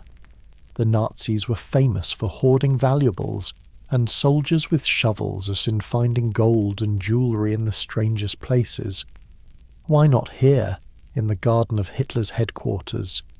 What he found instead was a jawbone, charred, partially destroyed, but unmistakably human, and attached to it a bridge of metal and porcelain teeth that would turn out to be the most important piece of evidence in proving how the war ended. The soldier reported his find.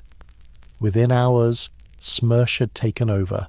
SMERSH, the Soviet military counterintelligence unit, whose name literally meant death to spies. These were the people Stalin trusted to find out what had really happened in the bunker. They weren't gentle, they weren't patient, and they were very, very thorough. There was competition for the bunker site. Different Soviet units wanted control. The 5th Shock Army had technically liberated the Chancellery, but SMERSH, which reported directly to Stalin, muscled in. They weren't going to let anyone else take credit for finding Hitler. The first thing they did was dig. The shell crater where the bodies had been burned was excavated carefully, sifted for anything that might have survived the fire. They found fragments, bone, ash, pieces of cloth that hadn't completely burned, and those teeth. 13 bodies were eventually recovered from the garden, charred remains in various states of destruction. Most could be identified relatively easily. Goebbels by his leg brace, Krebs by his uniform insignia. But which one was Hitler? The problem was identification. How do you prove that a handful of charred bones and a jawbone belong to the most wanted man in the world? The answer, it turned out, was dentistry. Hitler had terrible teeth. This was well known. Years of neglect, combined with his vegetarian diet and his habit of eating sweets, had left his mouth a disaster.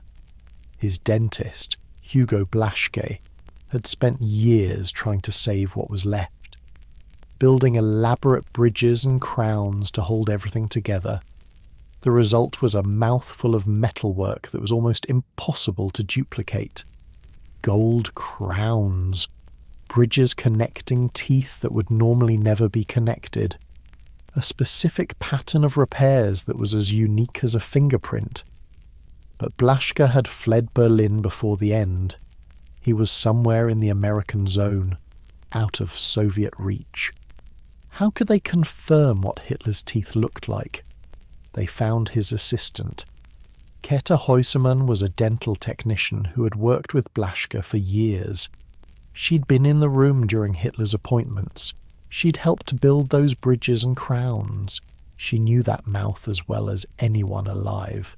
The Soviets brought her in on May 11th, sat her down in a room, gave her paper and pencil, and asked her to draw Hitler's teeth from memory. She did. The sketch she produced was detailed, precise, and damning. Every bridge, every crown, every filling, the specific pattern of work she'd watched Blaschke perform over the years. It matched the jawbone perfectly. There was more. Fritz Echtmann, another dental technician who'd worked on Hitler's teeth, was found and interrogated separately. He produced his own drawings from memory. They matched too. 2 different people, questioned separately, both describing the exact same dental work. The work that was now sitting in a box on a Soviet officer's desk. The identification was complete. The jawbone was Hitler's. The body that had burned in the garden was really him. But here's where the story takes a strange turn. On May 8th, the day Germany surrendered, a young Jewish woman named Elena Zhevskaya was handed a small burgundy box. Her commanding officer told her what was inside: Hitler's teeth. She was responsible for them with her life. Think about that for a moment. A Jewish woman, on Victory Day, carrying what remained of Adolf Hitler in a jewellery box, the man who had murdered 6 million of her people, reduced to a handful of teeth that she could hold in her hands. She later wrote about that moment. Is this happening to me? Is this me standing here at the moment Germany surrenders, with a box in my hands containing the indisputable remnants of Adolf Hitler? Elena couldn't tell anyone what she was carrying. The discovery was classified as a Soviet state secret. Revealing it meant 15 years in the Gulag. She walked through the celebrations, the cheering soldiers, the chaos of victory, with that box pressed against her chest, keeping the secret that would haunt her for decades. The teeth were sent to Moscow along with a detailed report. Stalin now had proof that Hitler was dead. Absolute, irrefutable, dental proof. He decided to keep it secret. Why? Politics. The Cold War was already beginning, even before the Hot War had officially ended. Stalin saw an advantage in uncertainty. If the Western Allies couldn't prove Hitler was dead, they'd be on the defensive. There would be questions, suspicions, maybe even accusations that they were hiding him. So Stalin lied. At the Potsdam Conference in July 1945, Harry Truman asked Stalin directly whether Hitler was dead. Stalin said he didn't know, said the body hadn't been found, suggested maybe Hitler had escaped, fled to Spain or Argentina, was hiding somewhere under American or British protection. It was complete nonsense. Stalin had the teeth sitting in a file cabinet in Moscow. He knew exactly what had happened. But the lie served his purposes, so he told it. The myth of Hitler's escape began right there, in that conversation between two world leaders, one lying, the other unable to prove otherwise, the conspiracy theories that would persist for decades, the sightings in South America, the books and documentaries about secret submarine voyages. All of it traces back to Stalin's decision to hide what he knew. Meanwhile, the witnesses were being interrogated. Misch was captured trying to escape Berlin. He'd made it several blocks from the bunker before Soviet troops grabbed him. His uniform gave him away. That, and probably the exhaustion and fear written all over his face. He spent the next 9 years in Soviet prison camps. 9 years. Questioned repeatedly about what he'd seen in the bunker. The same questions over and over. Who was there? What happened? When did Hitler die? How did he die? Where is the body? He told the truth. Every time he told the truth. It didn't matter. They kept asking. The interrogators seemed convinced there was another version of events. Some secret he was hiding. There wasn't. But try explaining that to men who'd been trained to assume everyone was lying. Ling was captured too. Günscher, Kempka, Axmann, everyone who'd been in that bunker, everyone who'd seen the bodies or helped burn them, was hunted down and brought in for interrogation. The Soviets were methodical. They tracked down secretaries, guards, kitchen staff, anyone who might know anything. The interrogations weren't gentle. These weren't polite interviews with coffee and comfortable chairs. These were brutal sessions that went on for hours, days, weeks. Sleep deprivation, threats, physical abuse in some cases, the kinds of pressure that would break most people. And yet the witnesses all told the same story. Hitler shot himself. Eva took poison. The bodies were burned in the garden. Linger wrapped them in blankets. Bormann helped carry them out. The gasoline was poured. The match was lit. The fire burned. No contradictions. No alternate versions. No one cracking under pressure and admitting it was all staged. Year after year, interrogation after interrogation, the story stayed the same. If Hitler had escaped, if there had been some elaborate deception, it would have come out. Someone would have broken. Someone would have told a different story just to make the questioning stop. But they didn't, because there was no other story to tell.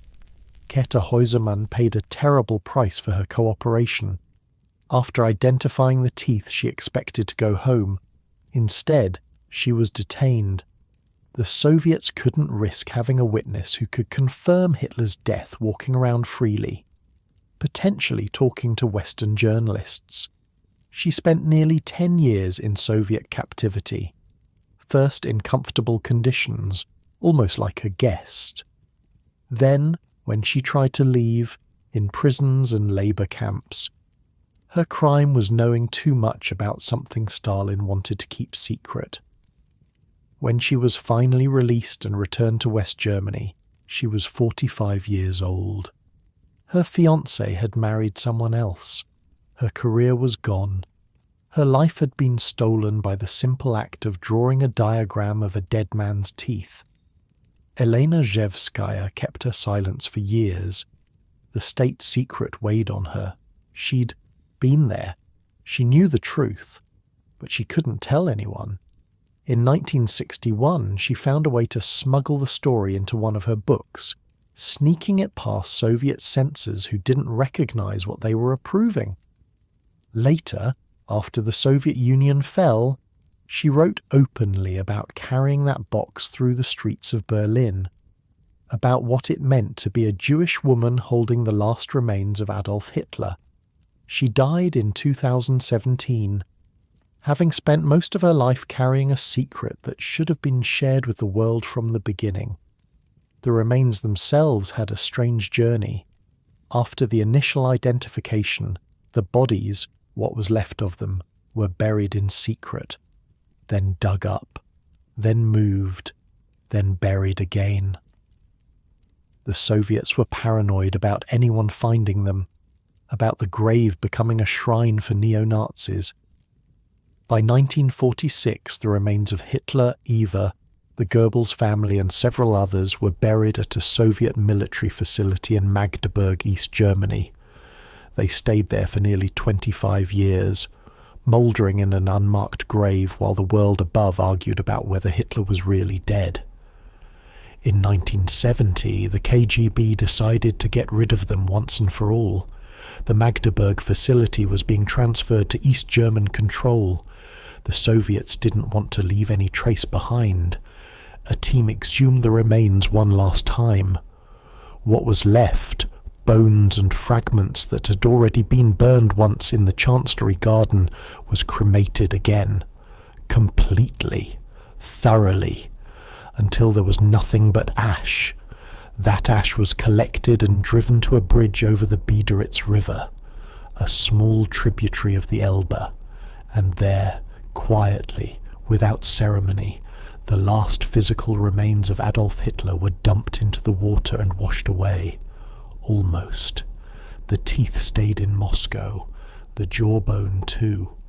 Evidence too important to destroy, even if everything else was gone. They're still there today, in a Russian state archive. Hitler's teeth, sitting in a box in a filing cabinet, the final proof of how the war ended. In 2017, a French forensic scientist named Philippe Charlier was given access to those remains, the first Western scientist to examine them in decades.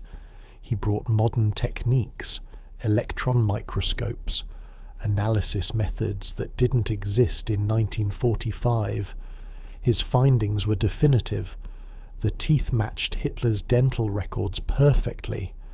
The bridge work was exactly as Häusermann and Echtmann had described. Under the microscope, Charlier even found plant fibers in the tartar, consistent with Hitler's vegetarian diet. The teeth were genuine. They weren't a forgery. They couldn't be. Charlier published his results in the European Journal of Internal Medicine. "We can confirm that Hitler died in Berlin in 1945, he wrote, "not in Brazil at 95, not in Japan, not in the Argentine Andes. The proof is scientific, not ideological." So there it is, the evidence, the teeth that survived the fire, the witnesses who told the same story for 50 years, the Soviet investigators who knew the truth from the beginning and kept it secret for their own reasons. Hitler died in that bunker on April 30th, 1945, shot himself in the head while his wife of 40 hours bit down on a cyanide capsule beside him. His body was burned in a shell crater and reduced to fragments. Those fragments were eventually destroyed, except for the teeth, which sit in Moscow to this day. No escape, no submarine, no secret compound in South America. Just a sad, sick man in a concrete box, choosing death over facing what he'd done. The conspiracy theories persist anyway. People still claim to have seen him. Books still get written about elaborate escape plans. None of them lead anywhere. Because there's nowhere for them to lead. The FBI investigated reported sightings for years, following up on tips from Argentina and Brazil and Paraguay.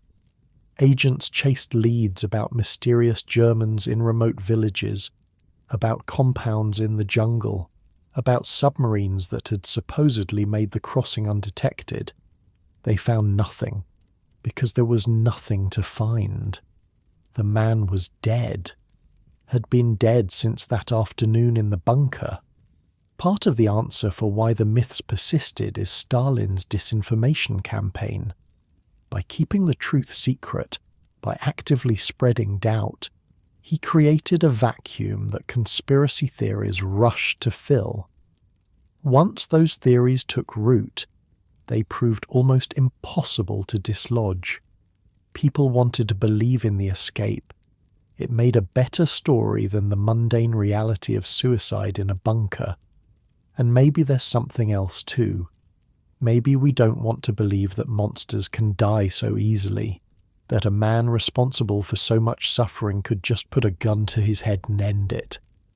There's something unsatisfying about that ending. We want him caught, tried, forced to face what he did. We want justice, whatever that means. Instead, he chose his own exit, controlled the ending the way he'd tried to control everything else, left the world to clean up his mess while he escaped into death, escaped consequence, escaped judgment, escaped everything except history's verdict, which he was no longer alive to hear. Maybe that's why the myths persist, because the truth is too simple and too unfair. But the truth is the truth, whether we like it or not. And the truth was sitting in a burgundy box on V-Day, carried through the streets of Berlin by a Jewish woman who couldn't tell anyone what she held in her hands. The only mystery was why it took so long for the world to accept it. On New Year's Eve, 1953, a train pulled into Berlin carrying a man who'd been gone for almost 9 years. Rochus Misch stepped onto the platform and looked around at a city he barely recognized. Half of it was rubble. The other half was rebuilding. The wall that would divide it hadn't been built yet, but the division was already real. Soviet zone, Western zones. 2 Berlins growing in different directions. He was 36 years old. 9 years of his life had been spent in Soviet labor camps, answering the same questions over and over, surviving on whatever food they gave him, waiting for a release that seemed like it would never come. Now he was home, walking through streets that had been bombed flat and were slowly rising again, looking for the house where his wife waited, the daughter he'd last seen as an infant. His wife had refused to leave. That's why he'd gone back to the bunker in the first place all those years ago. She wouldn't take the last plane out without him, so he'd stayed, and then everything had fallen apart. And he'd spent nearly a decade paying for that choice, but she'd waited. Through all of it, the uncertainty, the silence, the years without knowing if he was alive or dead. She'd waited in that house in Rudau, in the southern part of the city, and she was still there when he finally came home. Mish struggled at first.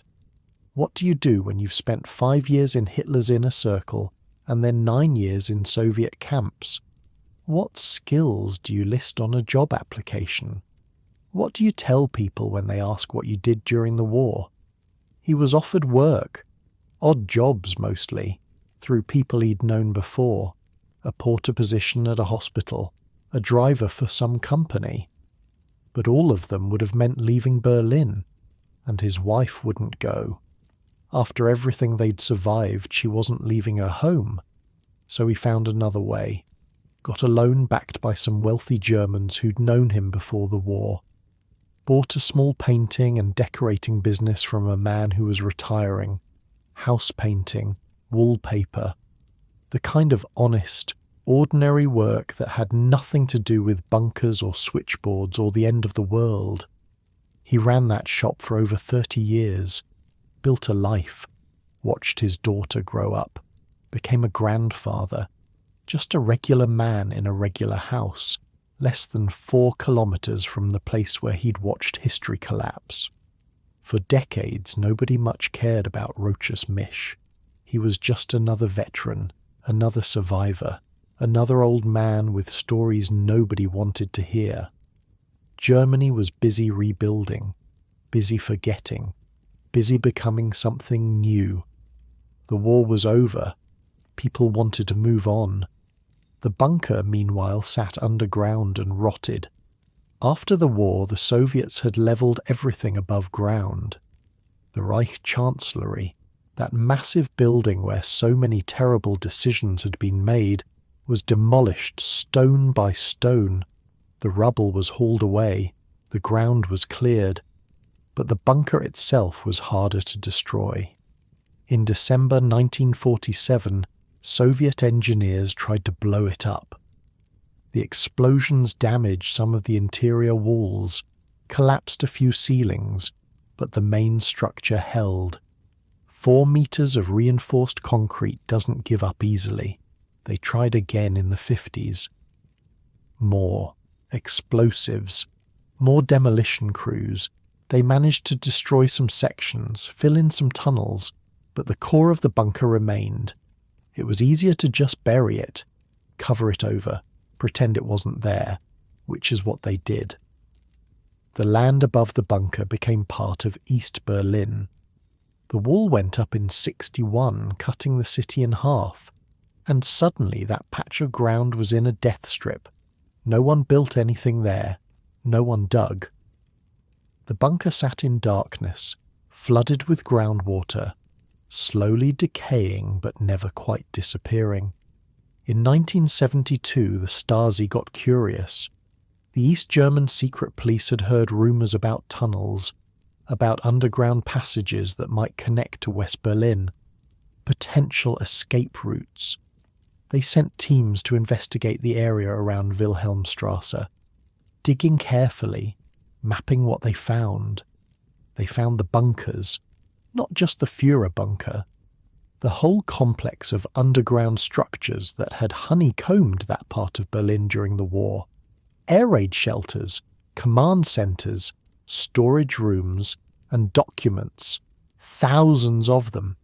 15,000 pages of Nazi paperwork, water damaged but still readable, sitting in the darkness where they'd been left in 1945. The Stasi documented everything, took photographs, drew maps, filed reports. Then they sealed it all up again and classified the findings, state secret. No one needed to know that Hitler's bunker was still down there, mostly intact right under their feet. The wall came down in 1989, And suddenly, everything changed. Berlin was reuniting. The empty spaces that had been death strips were now prime real estate. Developers moved in. Construction cranes appeared. The city was being reborn, and nobody wanted to wait. In 1988 and 89, construction crews digging foundations for new apartment buildings broke through into the bunker complex. They weren't looking for it, weren't even aware it was there, just hammering through what they thought was solid ground, and suddenly finding themselves in underground rooms that hadn't seen daylight in 40 years. The discovery created chaos on the construction sites. Work stopped. Officials were called. Nobody knew quite what to do. Here was this thing, this piece of history that everyone had tried to forget, suddenly exposed to the light again. The Vorbunker, the upper section, was in surprisingly good condition. The ventilation pipes were still in place. The walls were still tiled. Metal safes stood upright in corners, rusting but intact. In some rooms, you could still see the original paint on the walls, still smell the decay of 40 years of abandonment. The Führer bunker, deeper down, was more damaged, flooded. The interior walls had been destroyed by the demolition attempts, but the shell remained. The concrete box where Hitler had spent his final weeks was still there, waiting. Water had seeped in through cracks, creating pools on the floor. Debris floated in the darkness, but the basic structure had survived everything the Soviets had thrown at it. A photographer named Robert Conrad managed to get inside during this period. He broke in over 30 times, risking arrest, crawling through construction sites and flooded tunnels to document what he found. His photographs showed damp concrete walls, debris-filled corridors, the skeletal remains of the infrastructure that had once kept the bunker running. He photographed ventilation shafts and electrical conduits, doorways leading to flooded rooms, staircases descending into blackness. The images were haunting, beautiful in a terrible way. This was what remained of the place where World War II had effectively ended. This was what time and water and neglect had done to Hitler's final refuge. It was a time capsule, a horrifying, fascinating glimpse into the final days of the Reich, and the German government had no idea what to do with it. The debate was fierce.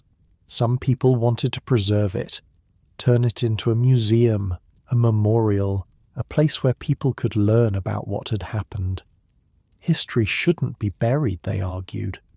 People needed to see where these things had occurred. Understanding required confrontation.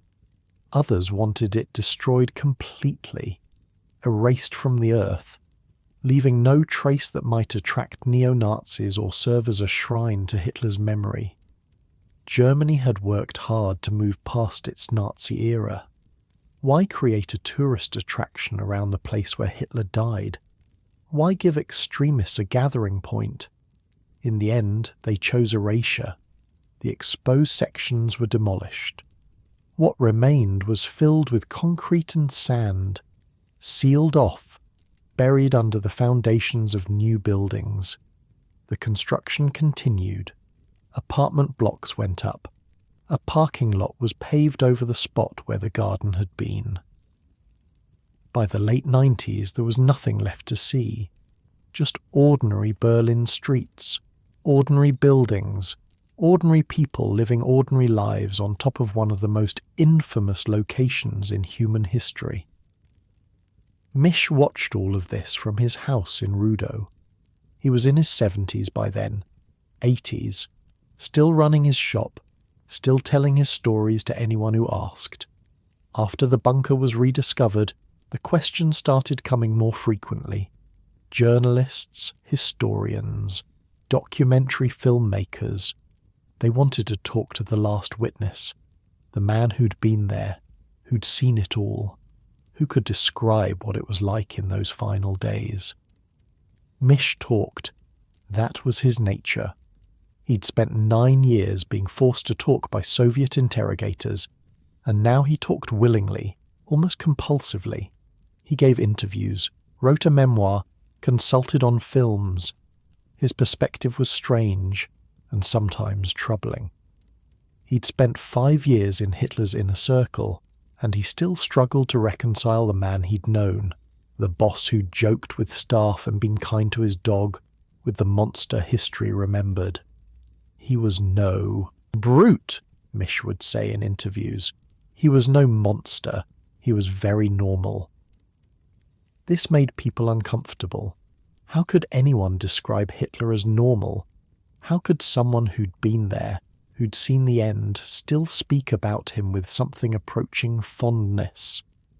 But maybe that was the point. Maybe that was the most disturbing truth of all, that the man responsible for so much horror wasn't a cartoon villain, wasn't a demon with horns, was just a person who could be normal and kind in private moments while ordering atrocities on an industrial scale. Misch claimed he didn't know about the Holocaust until after the war. He said he first learned about the death camps in Soviet captivity. This seems impossible to believe, and many historians don't believe it. But Misch insisted it was true until the end of his life.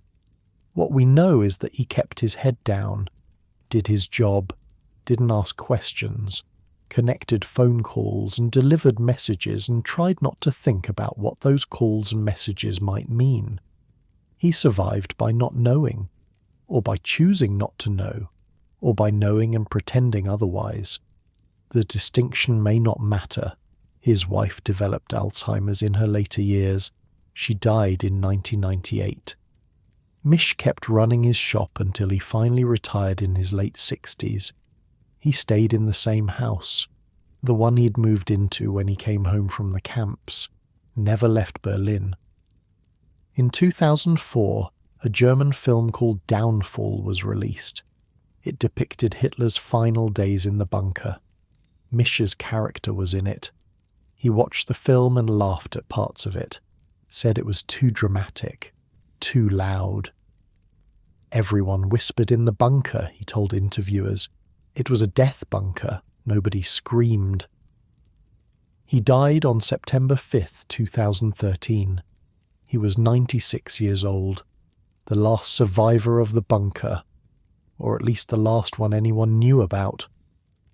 A few years later, it turned out there was one more. Johanna Roof, who'd been a 15-year-old nurse in the bunker during those final days, was still alive. She'd never sought publicity, never given interviews, just lived quietly until her death in 2023 at 94. But Misch was the one people remembered, the telephone operator who'd sat in his doorless room and connected calls while history ended around him, the witness who'd watched the bodies being carried out and the fire being lit, the man who'd somehow survived it all and lived to tell the story for another 7 decades. The bunker he'd worked in was gone now, or mostly gone. Parts of it probably still exist down there, beneath the parking lot and the apartment buildings, sealed off, flooded, slowly crumbling in the darkness. But the exact location had been pinpointed now. Historians and researchers, using wartime aerial photographs and modern mapping technology, had figured out precisely where it lay. Not where people had assumed, but slightly further, south, under the edge of the parking lot, partly under a block of flats. The people living in those apartments probably don't think about it much. Why would they? It's just an address, just a place to live. The history beneath their floors is sealed away, invisible, almost forgotten. Almost. Because there is one marker, one small acknowledgement of what happened there, a sign that went up in 2006, more than 60 years after the war ended.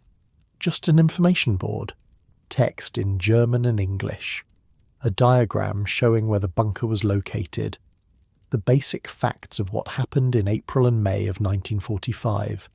No monument, no memorial, no preserved site with guided tours and gift shops. Just a sign on a sidewalk. Easy to walk past without noticing. That was deliberate. The German government didn't want to create a pilgrimage site, didn't want neo-Nazis gathering to pay respects to their fallen leader, didn't want the location to become anything special at all, so they made it ordinary. Aggressively, intentionally ordinary. A parking lot, some apartments, a sign that most people ignore. The only marker of where one of history's greatest monsters met his end. But there's something else in that neighbourhood. Something that wasn't there in 1945. Something that changes everything about how we should think about that patch of ground. A memorial. A real one. Just a stone's throw from where the bunker lies buried. And that memorial isn't for Hitler. Walk a few hundred meters from that parking lot, and the landscape changes completely. You'll find yourself standing at the edge of a field. Not grass, not trees, something else entirely. Concrete blocks, thousands of them. Grey and silent, arranged in a grid that stretches across nearly 5 acres of central Berlin. Some are barely ankle high, others tower over your head. They rise and fall like waves frozen in stone. This is the memorial to the murdered Jews of Europe. 2,711 blocks of concrete, placed here to remember the 6 million people who died because of decisions made in bunkers and chancelleries and offices not far from this very spot. The memorial opened in 2005, exactly 60 years after the war ended. 60 years of debate about what to build, where to build it, how to remember something so enormous that traditional memorials seemed inadequate. The architect, Peter Eisenman, designed it without symbols, no stars of David, no eternal flames, no statues of suffering, just concrete and space and the feeling of being lost. That was intentional. Walk into the field, and the ground slopes beneath you. The blocks grow taller, the paths narrow. Suddenly you can't see over the tops anymore, can't see the city around you, can't see other visitors just a few rows away. You're alone, disoriented. The sounds of traffic fade. Your own footsteps echo off the grey walls pressing in on either side. It's uncomfortable. It's supposed to be. Eisenman wanted visitors to feel something of what it meant to be lost, to be trapped in a system that made no human sense, to walk paths that seemed orderly from above but felt chaotic from within. Children sometimes run through the memorial, playing hide-and-seek among the blocks. Their laughter echoes strangely off the concrete. Some people find this disrespectful. Others see it as a kind of victory. Life continuing, joy persisting. The opposite of everything the Holocaust was meant to achieve. If you watch the children long enough, you realize something. The people who built this place, the Nazis, they wanted silence, they wanted absence, they wanted certain kinds of people to simply cease to exist, to be erased not just from life but from memory.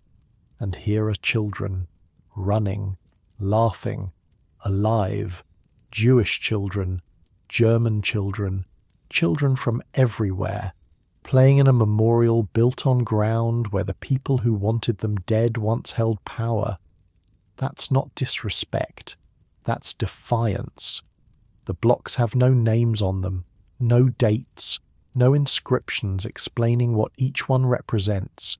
They're deliberately anonymous. Just like so many of the victims, people who died without graves, without markers, without anyone left to remember their names. But underneath the field, there's more. A staircase leads down into an information centre buried beneath the concrete. Down there, the anonymity ends. Down there, the 6 million become individuals again. There's a room called the Room of Names. It's dark, quiet. On the walls, names are projected, the names of known victims, each one read aloud by a recorded voice, along with a brief biography. Born in Warsaw, 1923. Deported to Auschwitz, 1942. Murdered. The recording runs continuously. All the known names, read one after another, would take over 6 years to complete. 6 years of names. 6 years of individual human beings who were born and lived and loved, and then were murdered because of where they came from or what they believed. 6 years. Just to read the names. Think about that for a moment. If you started listening right now and you didn't stop, you wouldn't hear the last name for 6 years. Every day, all day, name after name after name, and those are just the ones we know about. The ones whose names were recorded somewhere, whose existence was documented, whose deaths left some trace in the bureaucracy of murder. Millions more died anonymously, burned, gassed, shot, starved. Their names lost forever.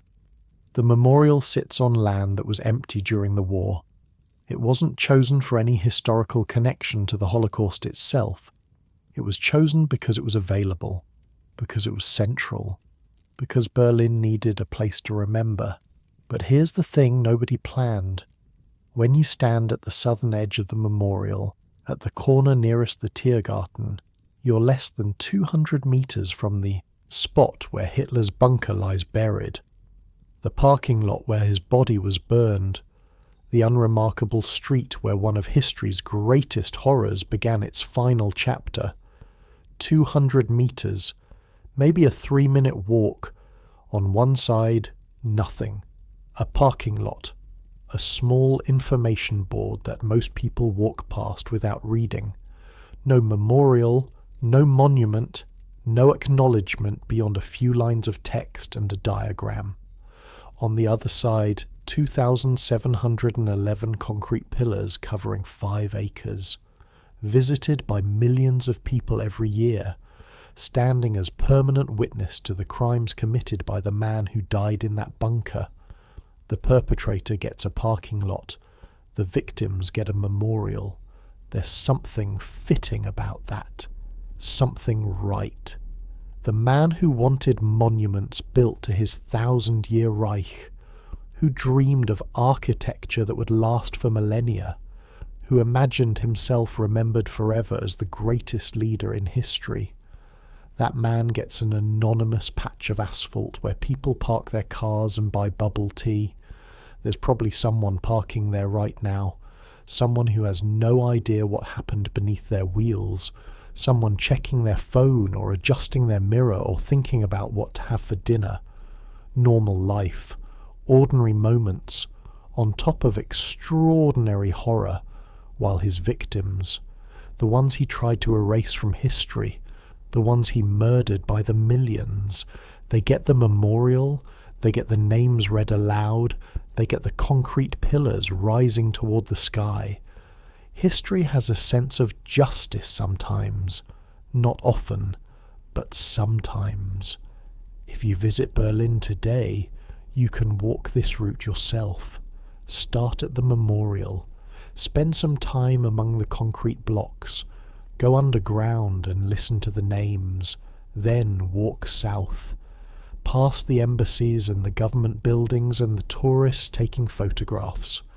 The walk takes about 10 minutes if you don't stop, but you probably will stop. There's a lot to see in this part of Berlin. A lot of history layered on top of more history. Eventually you'll reach a street called In den Ministergärten. Nice apartments, a Chinese restaurant, a parking lot. Normal Berlin. The kind of street you'd walk down without a second thought if you didn't know what was underneath it. Look for the information board. It's easy to miss. Just a sign on a metal pole with text in German and English. Most people walk right past it. They're heading somewhere else, looking at their phones, thinking about lunch. The sign doesn't demand attention. It just offers information to anyone who wants it. Stand there for a moment if you ever visit. Think about what happened in this place 80 years ago. The concrete rooms underground, the people trapped in them, the decisions made, the bodies burned. Think about Mish at his switchboard, Eva signing her new name, the children playing in the corridor, the gasoline being poured, the fire catching. Then look around at what's there now. Parents pushing strollers, people walking dogs, the everyday business of a city that has moved on, that has rebuilt, that has chosen to remember its victims while forgetting the man who created them. Mish is gone now. He died in that same house in Rudo where he'd lived since the Soviets released him, less than 4 kilometers from the bunker where he'd once sat at his switchboard. 96 years old, the last witness, or the last one anyone knew about, Elena Zhevskaya, the woman who carried Hitler's teeth through the streets of Berlin on Victory Day. She's gone too. She spent decades trying to tell her story, fighting Soviet censors, smuggling the truth into her books. She died in 2017, finally free to say what she'd seen. Käthe Häusermann, who drew the diagram that proved the identification, who spent 10 years in Soviet captivity for knowing too much.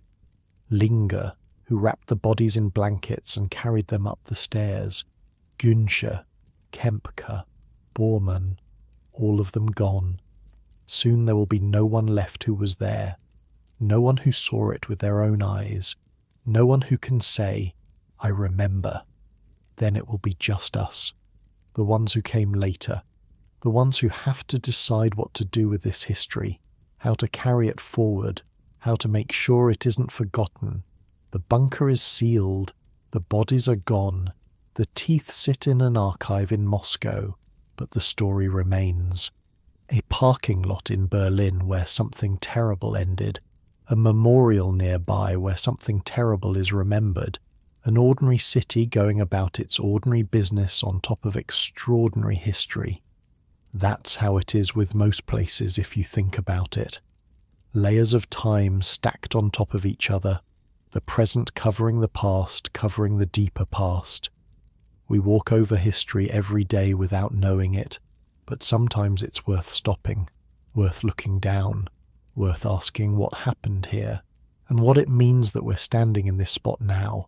We didn't ask for this history, but it's ours anyway, ours to remember, ours to learn from, ours to carry forward so that someday, when someone asks what happened in Berlin in the spring of 1945, there will still be an answer. The bunker is empty now, has been for decades. Just darkness and silence and slowly crumbling concrete beneath a city that has rebuilt itself around the absence. And above it, life goes on, the way it always does, the way it has to. People fall in love and raise children and grow old in apartments built over the ruins of the Reich Chancellery. They shop for groceries and argue about parking spaces and complain about the weather, never thinking about what lies beneath their feet. That's not forgetting. That's just living. The two aren't the same. You can remember the past and still live in the present. You can honor the dead and still celebrate the living. That's what Berlin does now. That's what humans have always done. The memorial is there for when we need to. Remember, the information board is there for those who want to know. The stories are there, written down, recorded, preserved, waiting for anyone who wants to hear them. And now you know one of those stories. The story of a parking lot in Berlin where history came to an end.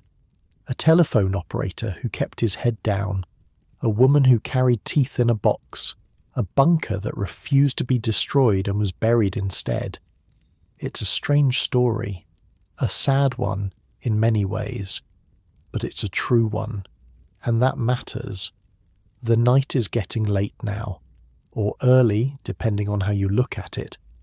Wherever you are, whatever time it is there, you're probably comfortable, warm, safe, lying in a bed that would have seemed impossibly luxurious to most people who have ever lived, including the people in this story. That's worth something, worth remembering. The world is different now, not perfect, not free of horror or cruelty or the capacity for terrible things, but different. Changed by what happened and by the determination to never let it happen again. The children who played in that bunker corridor, the ones who didn't survive, they would have been in their 80s now if they'd lived. Great-grandparents maybe, with lives and families and stories of their own. They didn't get that chance, but others did, and those others had children, and those children had children. And the chain of human life continued despite everything that tried to break it. That's the real memorial when you think about it, not the concrete blocks or the information centres or the plaques on walls. The real memorial is the fact that we're still here, still telling the stories, still remembering, still human. The bunker is quiet now. Berlin is quiet. The memorial stands silent in the darkness, waiting for tomorrow's visitors. And somewhere in Moscow, in an archive that few people have ever seen, a box sits on a shelf, containing the last physical remains of one of history's worst monsters. Teeth and bone, nothing more. That's all that's left of him. That and the memory of what he did. But his victims are remembered differently, not in boxes, not in archives, in names read aloud, in stories told, in the determination of millions of people to never forget what was done to them. The parking lot will probably always be a parking lot. No one wants to build a memorial to Hitler. No one should. But the other memorial, the one for the victims, that will stand as long as there are people who remember why it matters. And maybe that's the ending this story needed all along. Not a bang, not a dramatic conclusion, just a parking lot and a memorial, and the quiet understanding that history doesn't really end.